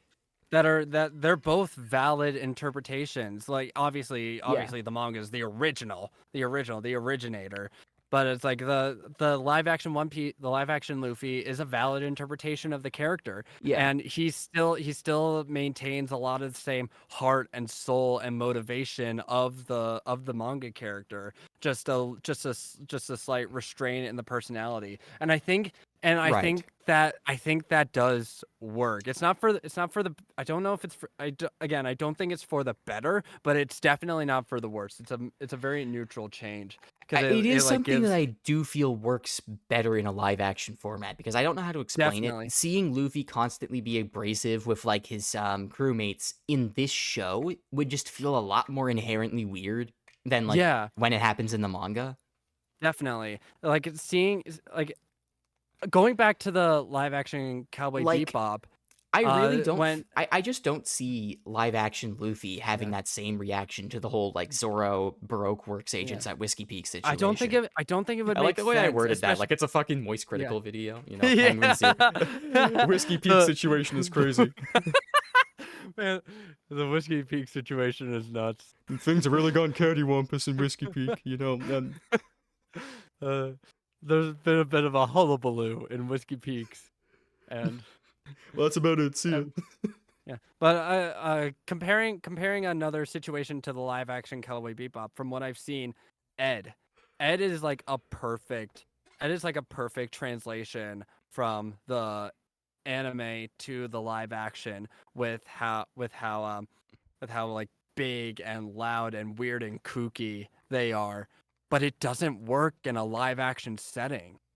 And Yeah, I and think people the didn't like it. showrunners and the writers, knew that having a character that like cartoony does not work in the grander scheme of a live action, even though they are literally doing a live action cartoon. Right. Mm. So I would actually argue that the change to Luffy in the live action specifically is for the better. Um, Yeah, I don't it works. necessarily think it's for the better overall for the character. Yeah. Whereas with the Sanji thing, I'm like, every instance of Sanji would be improved if you toned down his simpiness. Oh, absolutely. Without Sanji a is doubt. such a better character in the live action One Piece, in my opinion. I Like, think and it's a very similar situation to like Zenitsu in Demon Slayer, where he like suddenly becomes a really good character when he stops being the most annoying twat you've ever seen. literally, oh my gosh, thank you. It's like he has two Oh my modes, you know? gosh, yeah. Thank you so much for saying that. I've been saying that for years, dude. I've been saying that for years. Well, it's not exactly the hottest take in the Demon Slayer Yeah. fandom. I Oh, you'd be surprised. well, I mean, of course it is a controversial take, but like tons of Yeah. people have already said what I just said, and Yeah. probably more eloquently at that. Oh, absolutely. But Um, yeah, so I want to know, like, like what are your prospects for future One Piece, for the future of the One Piece season 2, because we only watched the first 2 episodes. We watched the beginning and the end and Good Whale Hunting. Also, I love that all of is these. that a reference to Goodwill Hunting? Is Yes, it? pretty much all of Good. these episode titles are references That to reminds movies. me of You how got like you fucking got everything in JoJo's is like a reference to Western music in like some yeah, capacity. Like all the some stand names, capacity. a bunch of the character Hmm. names. Like, Yeah, well, not all the stand absolutely. names. In part 3, they're mostly not, but like everything after that. Yeah. So we have the beginning and the end. We have Good Whale Hunting, and then episode 3 is Whiskey Business. I Like wonder Whiskey what arc they're going Business. to be adapting in that one. Gee, I wonder. Big Trouble in Little Garden. I also Uh, again wonder what arc they're going to be I adapting in wonder. that. I wonder. Then you have Wax On, Wax Off, which is a Is that a reference? Karate Yes, Kid. Karate Yeah, Kid. Karate I Kid was reference. thinking that. Nami Dearest, which Nami Dearest, and Dearest is spelled Deerest. You know? That is interesting because in that slot in this. Oh wait, no, because Nami gets sick around that time. That's probably Yeah, why. Nami gets I sick was I around was that gonna time. say Nami doesn't really have like a significant moment in Drum Island. But then I remembered, oh, she literally gets sick, and that's the whole fucking Yeah. crux of like half of the arc. Why they're there in the first place. Right. Yeah, Nami Dearest, I which guess Nami technically. It's funny because I understand why that didn't click for me at first, because in an ironic sense, Nami kind of is a significant character in that arc by not being in the arc that much. Yeah. Yeah, no, it's like her being sick throws the entire dynamic of the group out of balance. It's like how in Ninjago Season 5, Lloyd basically isn't a character for much of it, but the fact that he isn't a character makes him like the most important like point of the season, because because everything is fucked without him. Yeah, absolutely. Yeah, the episode's titled Nami Dearest, which is a reference to the movie Mommy Dearest, which makes sense. Yeah, that's a wild movie. That's a wild movie to reference for this particular arc in this One Piece title. I don't know this movie. Explain this to me. The movie is basically do you know the actress Joan Crawford? Vaguely, yes. No, do you know the name Joan Crawford? Yeah, it rings a bell. Yeah. Her adopted daughter Christina Crawford wrote essentially an expose, a book called Mommy Dearest, showing like basically going over how Joan Crawford was emotionally and physically abusive. Is this kind of like how Jeanette McCurdy made that book, I'm Glad My Mother Died? Yeah, in a sense, yeah. And then like that got adapted into a movie, which Christina Crawford herself said it was a grotesque depiction of Joan Crawford and a poor adaptation of her expose, which is fascinating. But I just watched this movie recently, and as a movie, it's pretty good. It's just such a weird movie to reference in regards to a One Piece title. They just clearly, I feel like they clearly wanted something that rhymes with Nami and has deer in it. So they were like, fuck it, this is the best we're gonna get. Yeah. Episode 7 is called Reindeer Shames. What is that a reference clever to? title with that. Rudolph the Red-Nosed Reindeer. I mean, obviously, but like, what's the shames part? They never let poor Rudolph join in any reindeer games. Oh, fuck me. Okay, that should have been obvious. Yeah. And Chopper is essentially a Rudolph the Red-Nosed Reindeer retelling. Yeah, I mean, I guess he is. And then you have Deer and Loathing in Drum Kingdom, which is so funny. Yeah. That is I am really interested to see how they do fucking Wapol in live action. Dude, Wapol is going to be so fucking funny in the live action One Piece. I can already tell. Already tell. It's kind of funny how in the manga, Wapol shows up just straight aura farming by like eating a knife in front of the Straw Hats, and then never aura farms again a single time. Right. Like after that, he just comes off as like the biggest loser imaginable. Mm-hmm. But like you have to admit, like just munching on that knife straight up, in his first introduction, that was kind of raw. Yeah, that was kind of raw. But yeah, he's gonna be really fucking funny in the live action. I'm interested to see what they do with Chopper as well, because I haven't seen a lot of Chopper in CGI. It's like you cannot really do it perfectly. You can. There's just an inherent issue with this. Like you either have to make Chopper look really realistic to make him feel in place, or you have to make him look cartoony and risk making him feel out of place. But if he's too realistic, he's not going to feel like the character in the original manga, and so on and so forth. They've struck a good enough balance, I think. Yeah, they did strike the best they can do, a really good balance. Like this was the best they could do with a Chopper in live pretty action. Much.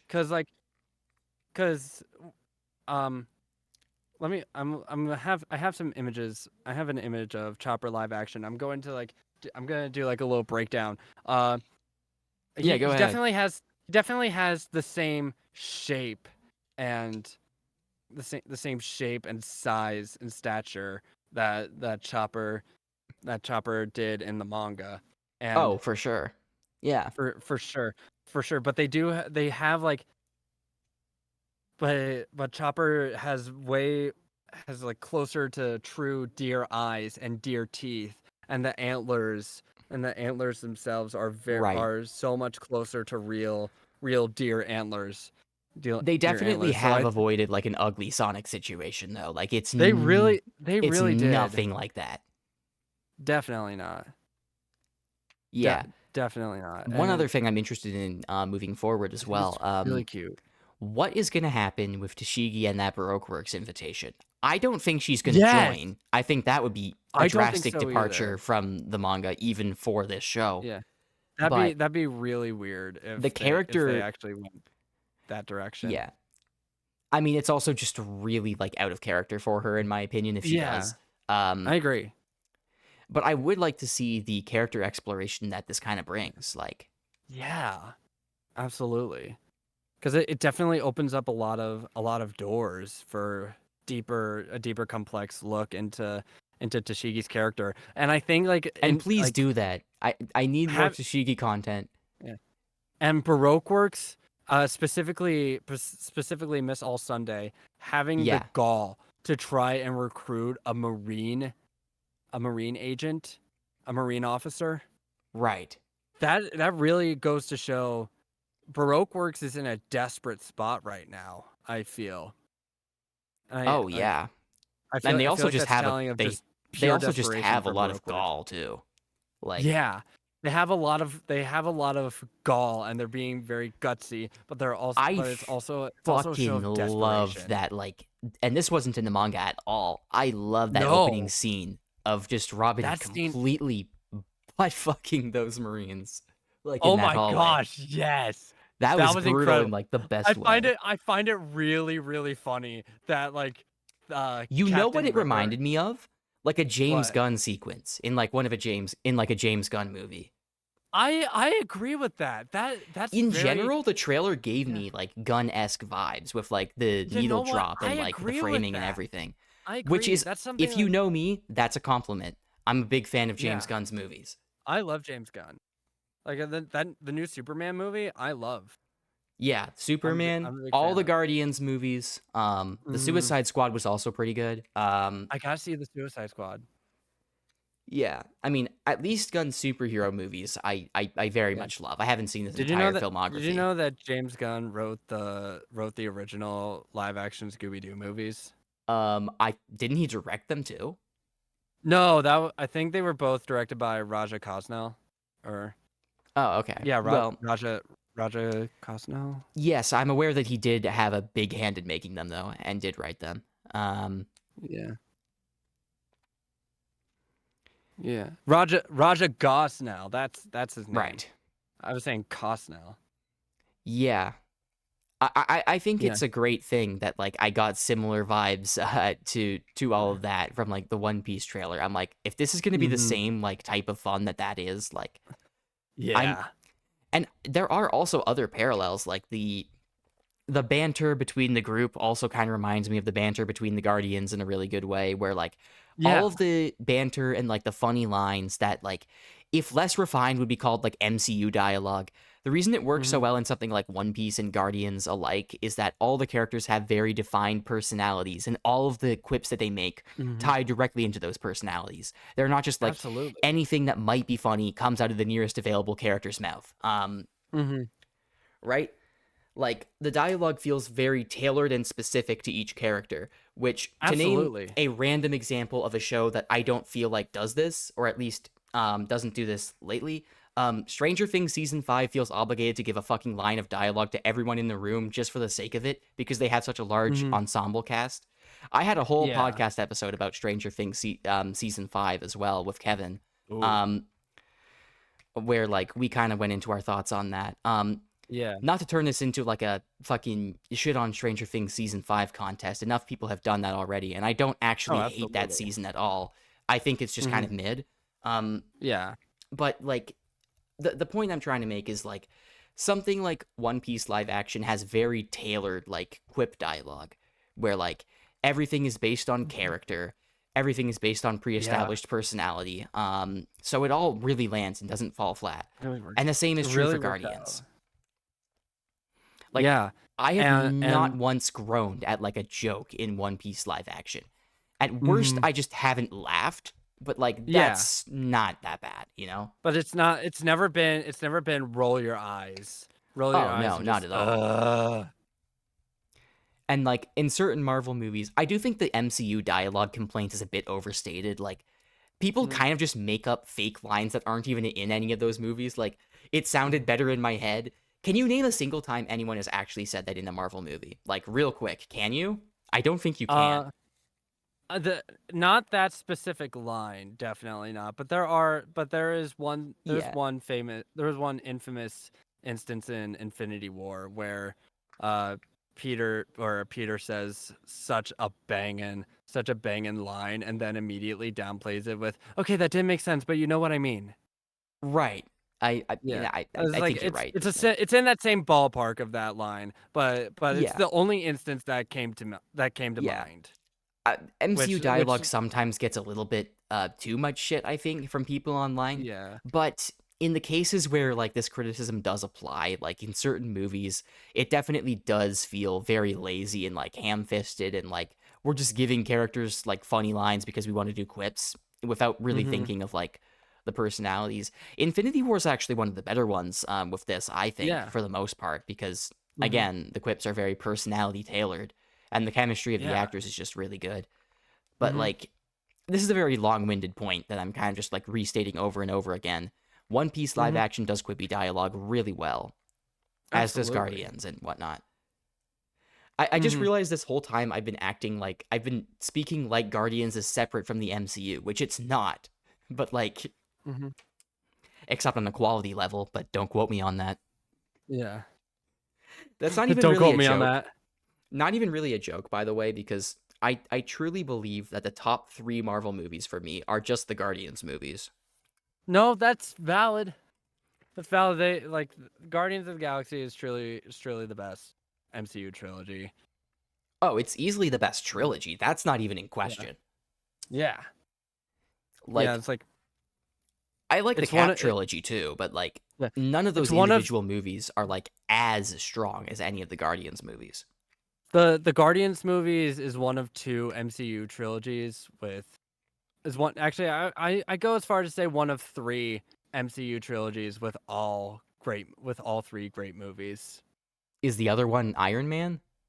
No, oh my gosh, I Oh, fucking sorry, hate Iron Man Spider-Man. I'm 2. sorry. Spider-Man, yeah, I Spider-Man. kind of forgot that was MCU because Sony makes it convenient or weird. Yeah. Yeah, that's it's a weird thing, but yeah. Yeah, no, I genuinely believe all three of the Spider-Man home trilogy movies are really good. Yeah, that's an Like interesting take. I you don't can know if have I your fully agree, but like, yeah. Yeah. I do have Like at fondness the for like some parts of those movies for sure. some are more flawed than others, definitely, but have fond memories with all three of those movies. Oh, for sure. Yeah, for sure. And like also on the topic of MCU, I know this technically isn't a trilogy anymore because Love and Thunder exists. Do you still not Yeah. like Ragnarok? Has that changed at all? Not really. It's like This is a I massive just point of disagreement between us. I actually I just remember I like yeah. this I being a I thing like way back. Yeah, I just refuse to rewatch that movie. I refuse to rewatch a lot of the MCU because I don't really care that much anymore. But I just refuse to rewatch Ragnarok because I just didn't really find it funny. And I don't and it's like it's not like a personal dig against Taika Waititi. I think he can write really funny movies It's and really like weird because really I interesting personally comedy. do actually really think Yeah. Ragnarok's quite funny, but then when Yeah. Taika did it again for Love and Thunder, I was like, well, Yeah. now that is Now what that's Ragnarok haters now were that's saying Ragnarok is. Yeah. At least in my opinion. Obviously, Yeah, your no. argument is that that is just what Ragnarok is, but that was my Yeah. point of view. Yeah, no, absolutely. And it's like it's just differing points of views. It's like here's the thing. I was a big I'm not I wouldn't necessarily say big fan, but I did appreciate a lot of the more Shakespearean aspects and the more like higher class Right. So that's where we deferred. I didn't give a shit about that stuff. higher No, class I'm stuff kidding. with going on with the other Thor movies. No, I actually Yeah. do have. No, I do Yeah. like the first Thor movie actually quite a bit. Yeah, the first Thor I did, and hot The take, Dark World I didn't don't like hate that Dark one. World. Well, I don't I hate it. can't muster the energy to hate Dark World is the thing. Yeah. Yeah. I think it's a boring, mind-numbing movie, but it's not worthy of my hatred. Yeah, absolutely. It is pretty handily though. The last Thor movie I would ever rewatch. I was frustrated with Love and Thunder, but I think I take frustration over just kind of emptiness in terms of movies. Yeah, no, that's just fair. for Like me. the worst sin a movie can commit is be boring. Oh, absolutely. That's my philosophy. Like a movie can be so like aggravatingly, infuriatingly horrible, but I'd still rewatch it over a boring movie. You know what? That happens all the time. Like War of the Worlds 2025, for instance. Terrible, oh my dog gosh, shit movie. that but movie is horrible. But that was so fun to watch on call and Discord with friends. Oh my gosh, the recent War of the Worlds movie was horrific, and I would watch it again. I got the same feeling with a Minecraft movie. I don't think that's like the worst movie ever made, but it is definitely not good. But it is also really fun. It's a really fun bad. I have a whole like I did like a live and it's not even a joke to say that I ship Jack Black Steve with Jason Momoa Garrett the Garbage Man Garrison. Yeah, no, like they literally 69 each other in the movie. Bedrock Mountain, guys. Oh my god, I did a review on a movie. I watched a movie recently that like I said like commits. Yeah, I watched the movie Trouble Man from 1972. I've never heard of that. A while back. Yeah. It was part of this challenge I'm doing where Didn't I'm watching, you say like The Godfather was a 1 out of 10 movie at one point? Here's the thing, I would give The Godfather another chance. I would. No, I know, because it's been like so many years. It's been so long, and here's the thing, when I it when just I makes me watched really The think God- of that one. It just makes me think of that one like Peter Griffin line in that one bit of Family Guy. I do was not like, care for The Godfather. It insists upon itself, Lois. It insists upon It itself. insists upon itself. But yeah, no. When I said I did not care for was, Thor Ragnarok, Lois. Yeah, I didn't care for Thor Ragnarok. But yeah, no. When I watched The Godfather, I was 1, very young, 2, kind of in the middle of doing something else, and it was kind of background noise, so I didn't really get to appreciate it. But I do remember that like every time I looked up, I just did not care for what was going on in the movie. But again, I was distracted and I was young. I was probably like 14, 15. And it's like I have a greater appreciation for those types of movies now than I did. So I'm more than willing to give The Godfather another shot. But yeah, I reviewed the movie Trouble Man from 1972 a while back, and it's like it's not really that much of a relevant movie now. It's not going to cause a lot of trouble, man. Yeah. It's like my literal quote was, the worst sin a movie can commit is be boring. And like Trouble Man was I'm just gonna go. Trouble Man is a blaxploitation movie from the 70s about this sort of pool shark man. Well, I wouldn't necessarily say pool shark, but he's a great pool player and owns like I forget what kind of shop he owns, but I think it's like some kind of bar establishment, or it's just some like game area, game store or something like that, like gambling of some kind. I'm not 100% sure. I watched this movie last month and I've already forgot most of it. But my main thought throughout that entire movie was, this came out before Shaft. But I feel like it's trying too hard to be Shaft. You know? I don't even know what that is. You don't know Shaft? No. Oh my gosh, Shaft is one of the greatest. It's one of the greatest neo noir movies of all time, and I easily put it in like my top. I'd easily put it in my like top 50 favorite movies of all time. It's so good. But Well, I have to put that on the list then, I guess. yeah, it's about this private eye who gets hired by a mob boss to essentially locate his kidnapped daughter. Dang. And it is such an endearing and amazing move. Such an endearing, such an amazing, such an action-packed movie. And it's like, oh my gosh, I love Shaft. I love that movie so Taken much. if And it was actually good. Do not tell my mother I said that. Nah, Don't tell who? I'm fucking around. I actually haven't seen Taken, so I can't comment. I said don't Taken's tell my not bad. mother I said that. Taken's not bad. I No. remember watching it a while ago. It's not bad. I actually No, enjoy it. I don't I actually love the believe movie. that because I haven't seen it.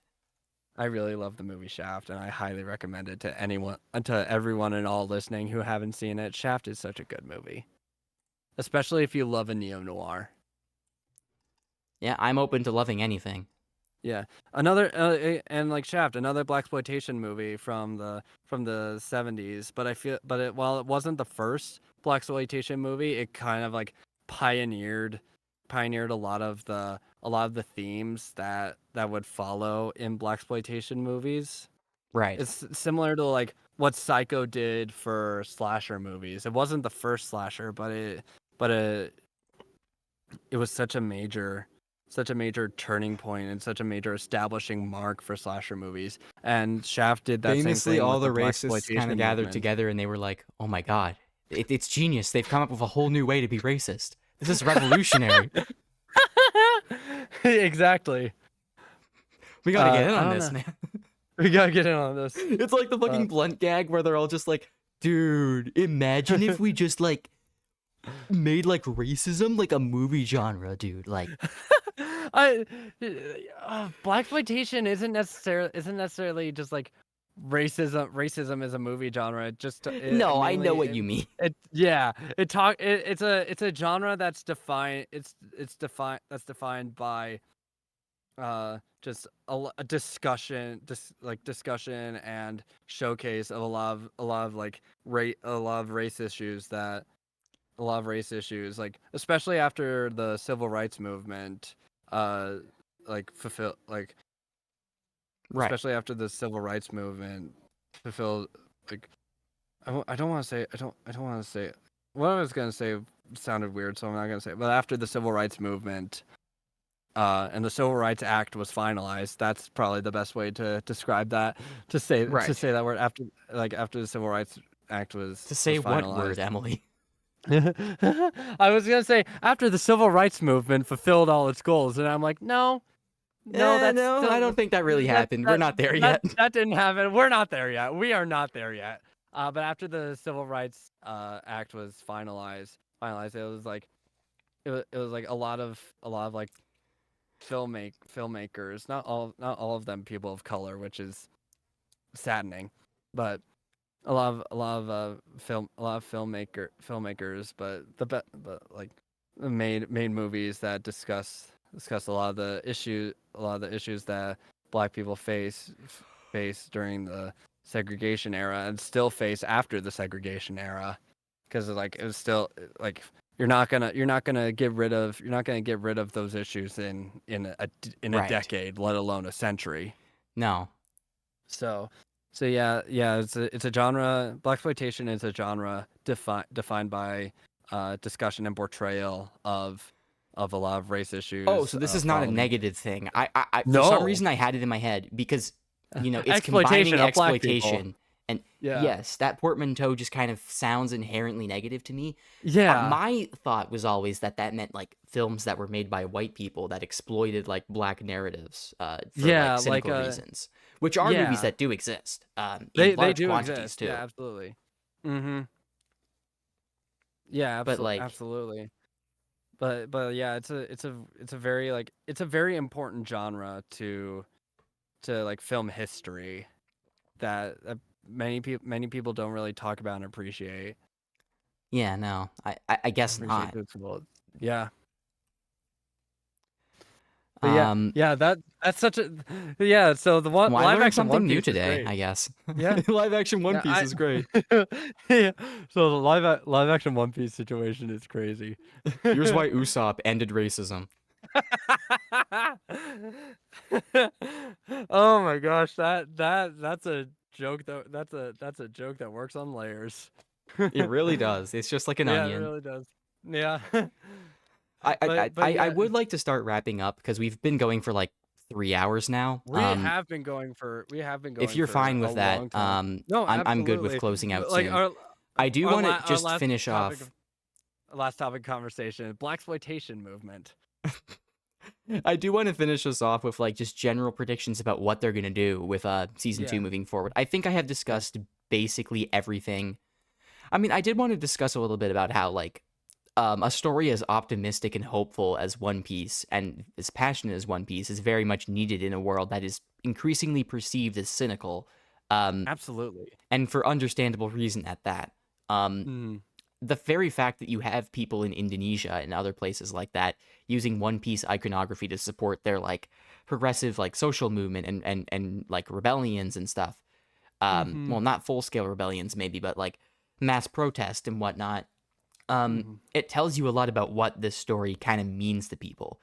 It's a Yeah. story about how like if you see injustice anywhere, like it should be fought and it should be opposed in, the greatest possible terms. It's also a story Yeah. about how if you're in a situation where the only way to survive and make your situation better is by force, then you have to use force. It's also a situation Absolutely. about how no one is it's also a situation about how it's also a story about how important rehabilitation is, like with something like, Nico Robin joining the Straw Hat. That's not in the live Yes. action yet. But Not like yet. Luffy always caring more about what you're doing now to right your wrongs compared to Mm-hmm. what you did in your past, and like the importance of rehabilitation and like understanding people and humanizing people.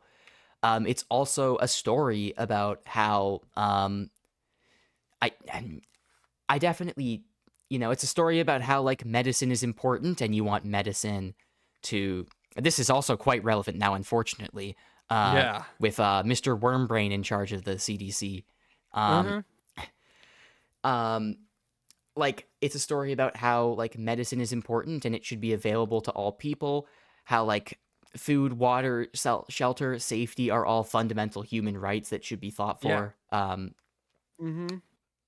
It's a story about how like just like hope and optimism and like camaraderie really like prevails, and I love that. I think it's special.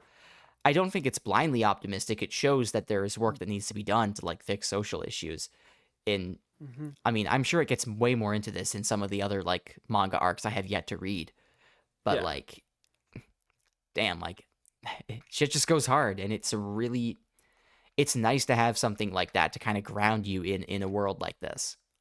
It The best kind of it art to really is me, at least in important. my experience, is art that inspires you to be a better person, and I think One Piece Oh, firmly sits in absolutely. that camp. Yeah. Yeah. I Ever mean, unless since you're one of the people who complains about the race swaps, in which case I don't think you took the right uh, lessons from One Piece. you really didn't take the if you can't call yourself a One Piece fan and complain about there being people of color in this series, like It's really that just is just antithetical to everything about what One it's Piece actually it's stands so for. antithetical I'm to sorry, the let's not get caught up on major themes. those people. Yeah. No, no, no. We don't I need to in discuss those general, people any it's just a further. really special story that like holds Mm-hmm. a lot of value and can really teach you to be like the best version of yourself you can be and follow your dreams. Because like I mean, even if you can't like physically achieve your dreams, there's still a beauty in chasing them in the first place and going on a journey. Mm-hmm. Yeah. Because The we One don't Piece know, was the friends will we made along the way. that's true. I mean, I Yeah. unironically think that's part of the message of the whole story. Like, Absolutely. even if they never actually find the One Piece, like, or accomplish any of their goals, look at what they've done. You know, Crocus actually had a line about this when Nami was kind of getting down on herself about like not knowing about the log pose. Crocus was like, "Look, Nami, I'm gonna lay it on you like $1.50. Like most navigators, even the best navigators in the world, some of the greatest navigators I've ever met, Fuck off. even all those guys would like never get to where you are now." And I'm like, Yeah. isn't that the lesson that we all want to take That away? that It is a is. fucking victory that any of us are where we are now, even if we think that we're failures. Mm-hmm. No, I agree with pretty much everything you just said. One Piece is a story not only about like hope, optimism, and like living for the now, and living for personal change and personal growth. But it's also a story about how you have to make the those situations, how you have to like, you see in yeah you said it perfectly. You see injustice in the world, you have to fight it, and sometimes it can only be fought with force, and guess a revolutionary mindset. Right. Yeah. Yeah. I mean, Yeah. that's a pretty key part of Alabasta, for example, when Vivi really wants to Especially solve everything with, Alabasta. like, negotiation, and Luffy's like, no, like, we gotta No. beat Crocodile up. Like, we gotta kick his ass. Yeah. Like, let's We be real. gotta kick his ass. This is like Luffy like sets it up perfectly. This is war. People are gonna die. Rely on your please, like, rely on your friends to I help you really love that fight character this dynamic way. with Luffy and That Vivi. Vivi's whole, I like, crisis with, like, trying to save as many people as possible in the kingdom. Brilliant stuff in the manga. I think it will be amazing, too, in the live action, if it It will continues be. going full octane like it is. And that was such a beautiful moment. It's like one of the most personal fights in the series as a whole. Just like so much emotion, and like a clashing of desire and beliefs, and like a beautiful moment of clarity from Luffy at that time. Like at that time when like Yeah, you Luffy can didn't occasionally say something very wise, even in the he manga. can say bars. He can say He bars just every once in drops a while. bars. Luffy just dropped bars. And yeah, I Yeah. don't really have much to add on because you really summed it up perfectly. And All right. I'm just kind of regurgitating Any what final you said. thoughts on the live action, where you think it's going? What do you have any expectations for what the next episodes will look like? I Anything you want to see? what I would really love to see is just, oh my goodness. It's like, because the live action season 2 is staying like so true to the manga while still maintaining its own identity. I just want to see more of that. Like I Yeah, want to me see too. more. I want to see more of those like I want to see more of those like themes that pop up. I want to see more of those core beliefs and ideas that keep like One Piece a relevant Right. story to this day. Next year, One Piece, the manga, will be 30 years old. Yeah, It has stayed a relevant story for 30 years. That is incredible staying power, and there is a reason for that absolutely. staying power. And and the live action One Piece has so much respect for why that staying power is. Like why, like so much respect for what makes One Piece such a relevant story, even 30 years after it was published, and it continues to do so. So I just want to see more and more of I want to see more and more of like staying true to those core beliefs of like fighting for what's right, and sticking with sticking with your friends and your compatriots I to totally agree. fight against the injustices in the world. I want exactly what you just said, and more Yeah. Tashigi screen time. And more Tashigi screen time. I looked at some of the plot summaries, and it feels like we're gonna get some of that Tashigi screen time. Eek. One more I closing also thought that I want to. One more closing thought that I want to say. This is very minor. I really like that they made Miss Valentine British because that just makes so much sense. That does make so much sense. I really enjoy that. Also, I do. This is another minor thing. I do. Same thing I with Mr. remember, Nine, like, actually. Him being British also makes a lot of him sense. being British makes so much sense. And I remember, like, when season 2 was being marketed, they had these like Baroque Works like solo videos where they were just like, where the Baroque Works people were just like, Baroque Works officers were just aura farming, and Mr. Five had his pinky to his nose. I like how fast you said it, like broke works, like they're just broke, they're out of money, they're desperate. That's why they're trying to recruit the Marines. They're trying to recruit Tashigi because they're just broke and will take anyone at this point. But yeah, Baroque Works. Well, you say that as if Tashigi wouldn't be like a genuinely valuable recruit. She held her own against fucking Zoro for like a time. Real. Maybe you could argue that Zoro was going easy on her, which he probably was, but he probably was. Even if that was true, like, but anyway, even Zoro going easy on someone is still Zoro going easy on someone. Still Zoro going easy on someone. Right. But as I was saying, there was this video of like, where Mr. Five was just being basked in a red light, and he had his pinky up to his nose, and he was just holding it there, like not like in his nose, but like close to it. He was just holding it there, and he like turned to the camera, and he looked fucking awesome. They ended up making someone picking their nose have such great aura, and that makes it's me like one of those this pick goes hard for seeing it's like one of those Mr. Five in live action. It's like one of those this pick goes hard like images with like the monkey with the fucking cigarette. This pick goes hard, and it's just fucking Smoker. Yeah. Well, any pick of Smoker goes hard, to be fair. It really does.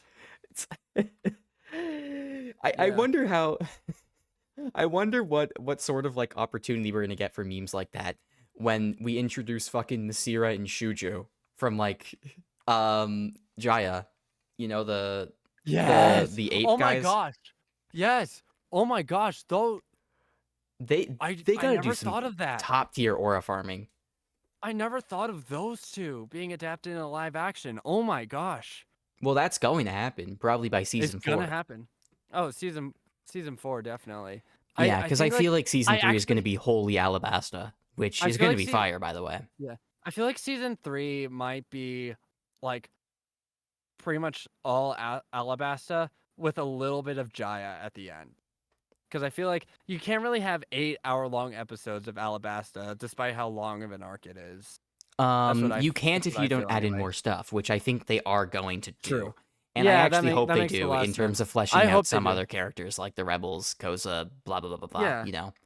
Yeah, that makes sense. And like a full funeral for Pell because with the please, direction actually they're let him taking, die. Pell ain't gonna make it. Oda, please just let him go this time. Please.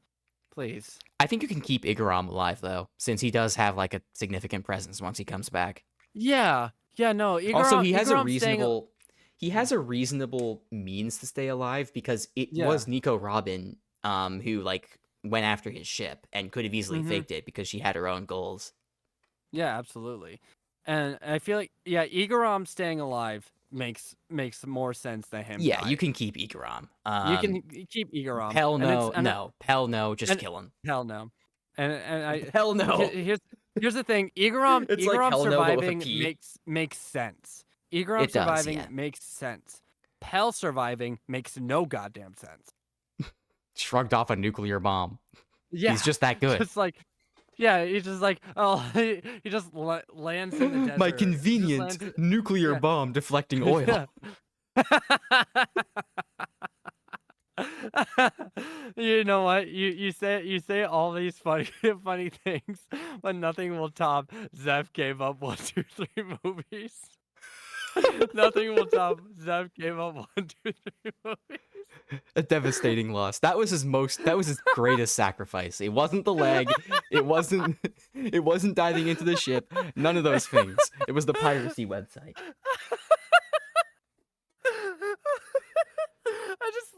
I just love the concept of like You know how Pell being, survived. of like One day, I love Pell was really drunk, right?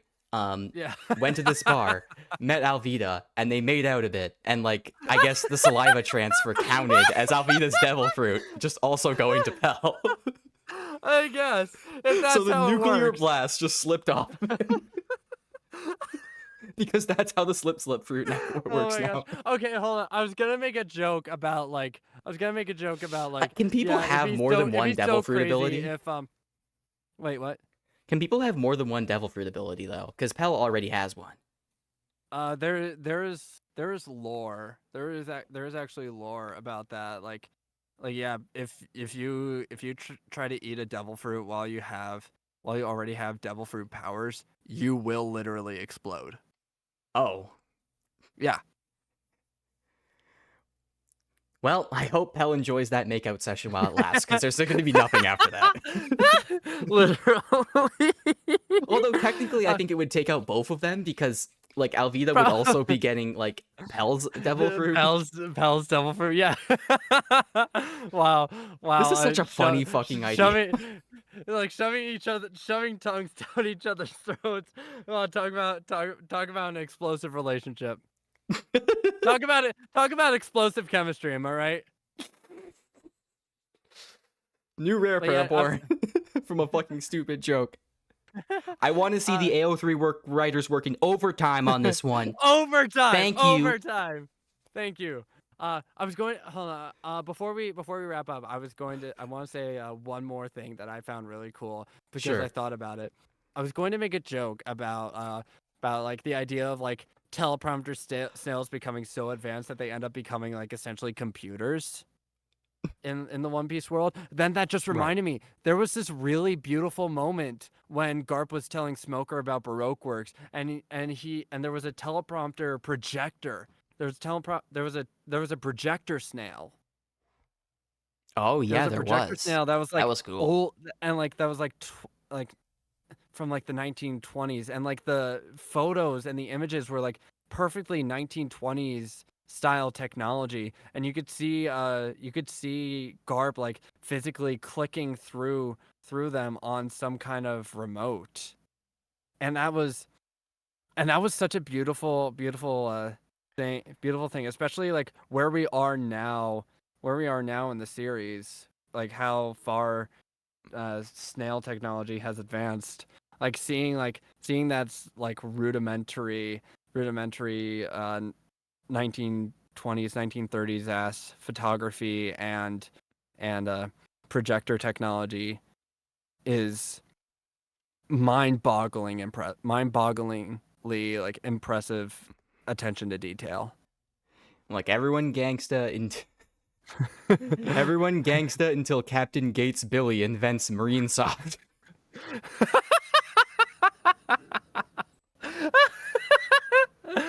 Oh my gosh, yes. Yeah. But that's my final thing I had to say. Well, I have nothing else to say after that, so I think we're done. I think that's a good place to wrap it up. Exactly, which is something that will never actually happen to One Piece. Never. It will keep going on for a century, long after Oda has died. He won't even die. I think he'll actually just stay alive. He'll expand. He's going to be a statistical outlier, like, for the human lifespan. Where, absolutely. The human average lifespan is going to look ridiculously high because he's lived, like, millions of years while still working on One Piece. He lives solely out of spite. It's like the fucking... Well, I don't even think it's out of spite. I think it's out of passion. He just loves what he's doing that much. Fair. You know what? That is valid. That's a valid way of looking at it. It's like the meme where like Spider's Jorg has to be like not counted from like a survey on like how many spiders per person there are, because he just keeps like a shit ton of spiders in his house. Yeah. It's like the statistical outlier. Yeah.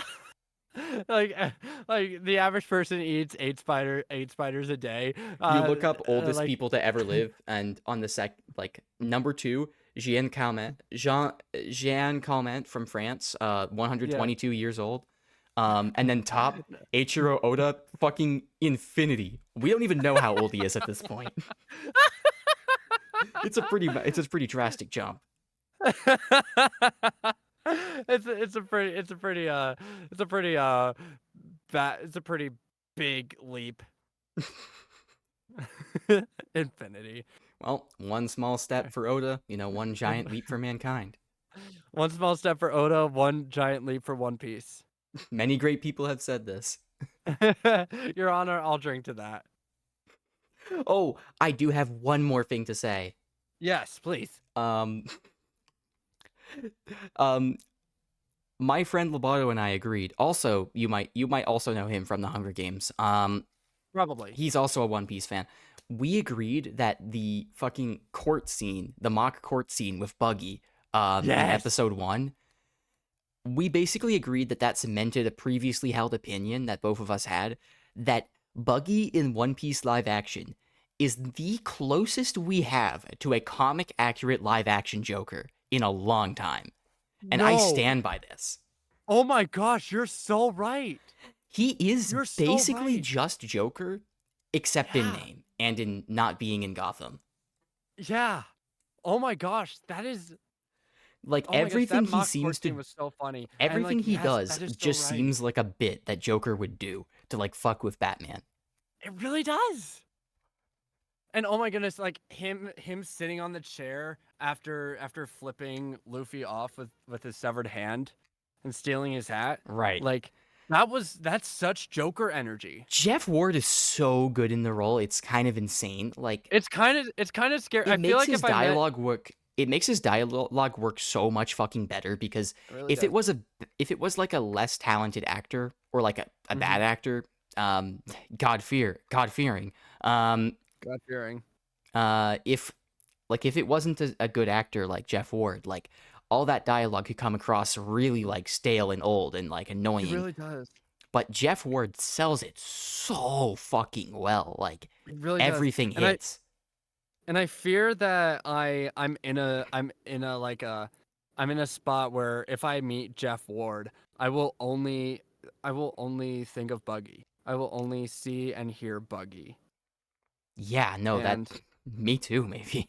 Yeah, it's just. I mean, I've never heard of Jeff Ward doing anything else. Apparently he's known for other things. I just haven't heard of them. I think he's more of a character actor. But that makes a lot of sense. I wouldn't know. He seems. I wouldn't know. He's a very talented character to you, actor. He was a theater kid, though. Oh, no doubt, no fucking doubt. Like he just has like this big theatrical energy to him, and like as someone who has done both theater and film, those are two very different acting methods, and Jeff Ward brings the theater to film acting, and that is I have major respect for that. Yeah. Anyway, I have major respect. Me too. Yeah. Anyway, One Piece live action, it's pretty good. And so is One Piece in general. It's really pretty fucking good. And let me just say, think of like the best thing you've ever thought of, but like even better than that, and that's basically One Piece. That's One Piece. I passed the blunt. Yeah. Let me just tell you, One Piece is. One Piece is. Our opinion is still pending. We don't actually know what we think yet. This was all just like an example of what our opinion might look like given time. Yeah. Next month we're gonna give the podcast that has the alternate option of we actually fucking hate all of this, and we just spend like a few hours talking about how much we fucking hate One Piece. Yeah, really, real. And we just call that episode One Piece of Shit. One Piece of That feels like something Buggy would do. That's real. It's like, oh, there once was a lass with tangerine hair or something like that. I completely forgot he did. That was shanty. Nasty. That was vile, but like that's so Buggy. And he only did that because he knew it would piss people off. Like, oh, absolutely. he only did that shanty because there He he was probably surrounded by never people once who thought. actually drank respect women juice. Right. He probably never once actually thought about Nami in that regard in any way before Oh that moment. no. Like, Oh, he just absolutely decided, not. how can I piss everyone here off in, like, the worst Literally. possible way? Especially the ladies man. Oh, yeah, of course. Like I'm sure Buggy clocked that instantly. the man who drinks respect women juice The man who drinks on the respect daily women basis. juice to the point where he can't even fight them. Literally. Which is always Literally. weird to me because it feels like if you respect women as equals, the last thing you should do is refuse to fight them. Who knows? I feel like there's Uh, like a bit from like DC Comics where like one of like the female villains in like Batman's like rogues gallery is like, you wouldn't hit a woman, would you? And then Batman's like, and Batman's well, like, I believe in equality, and then just punches her. yeah. Although that is a topic that women, that is a topic of discussion that that there are certain men that only believe in women's equality when it comes to beating the shit out of them. Well, And I I mean, feel yeah, and that's obviously, but a topic for a different that's discussion. that's a more complex topic than what I'm getting at, though. Yeah, definitely. But I see, but like, forgive me for making the podcast a little too woke. Oh, we can't be having wokeness on this podcast. No This is a wokeness. red-blooded American conservative podcast with a Canadian. I just want to drive my truck, kiss my fish. I haven't even completed my driver's license at 21, so that's even less Oh accurate. wow. Yeah, that's I so don't fair. want to drive. I don't even like cars. I think they're a Oh net no, negative on our transit system. I hate cars too. It That sucks could be its that I own. have one and I drive one. That's its own topic. That's its own podcast topic. The That's its own fucking hate podcast cars topic. episode. Yeah, we hate cars, and You know, and that's it's the just best like thing about One Piece. Cars don't exist in it. cars don't exist yet, and you know what? I feel like cars would Yet. never exist. Yeah, in One Yeah, Piece, they're yeah. just really counterintuitive in every possible way. Because all They the all, islands. here's the thing. Here's the thing. They all have walkable cities. All the cities in One Piece are walkable, Yeah. and so they don't Say what need you will about the cars. world government. They can make some damn walkable cities. Those world government folks, they might have committed genocide on many accounts, but oh boy, Don't those they cities. I heard about this vaguely. Don't they fucking like pick a random island to just mass murder every 3 years for the fun of it? Well, you don't have to confirm that, but it is something I heard. Well, you'll see. You'll see. It's no secret that the world government is pretty bad in One Piece. Yeah, no secret. That No seems secret whatsoever. obvious. I'm thinking back to season 1, and I'm just remembering What? like Walkable cities, though. walkable cities. But I'm thinking They're back to walkable season... cities, but you have a limited amount of time that you can live in them.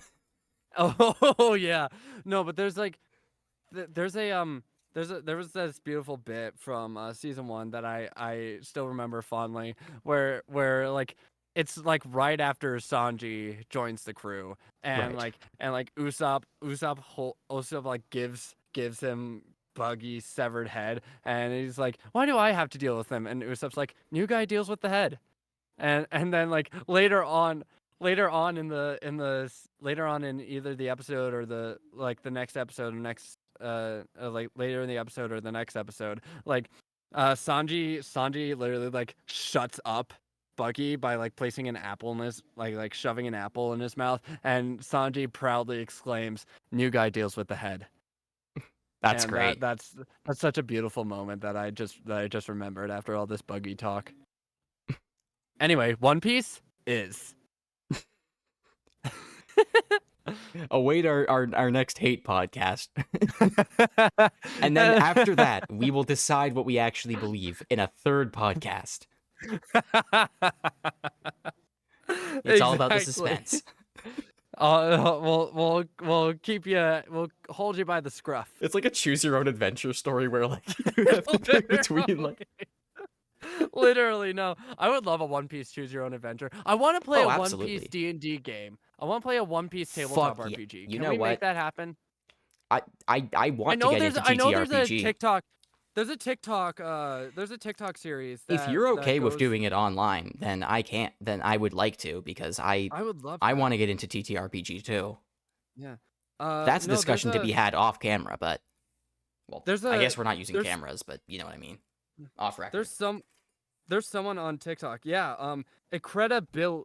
Incredibilloons. On Never TikTok. heard of this. Has this series called Nat One Piece. And That's great. yeah, Unfortunately, I will never download TikTok because I don't want to. that's fair.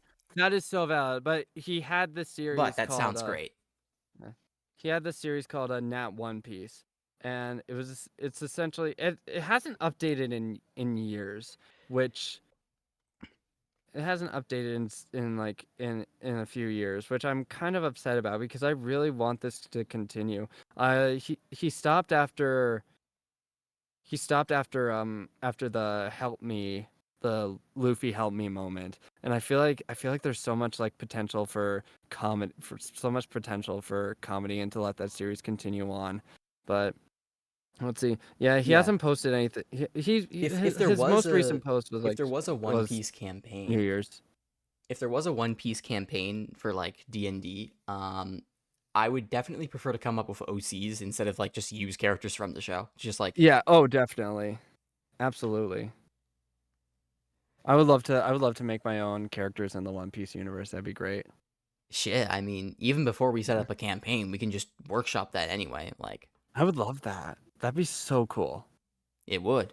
But Yeah. again, that's more of an off-record conversation. But Yeah, absolutely.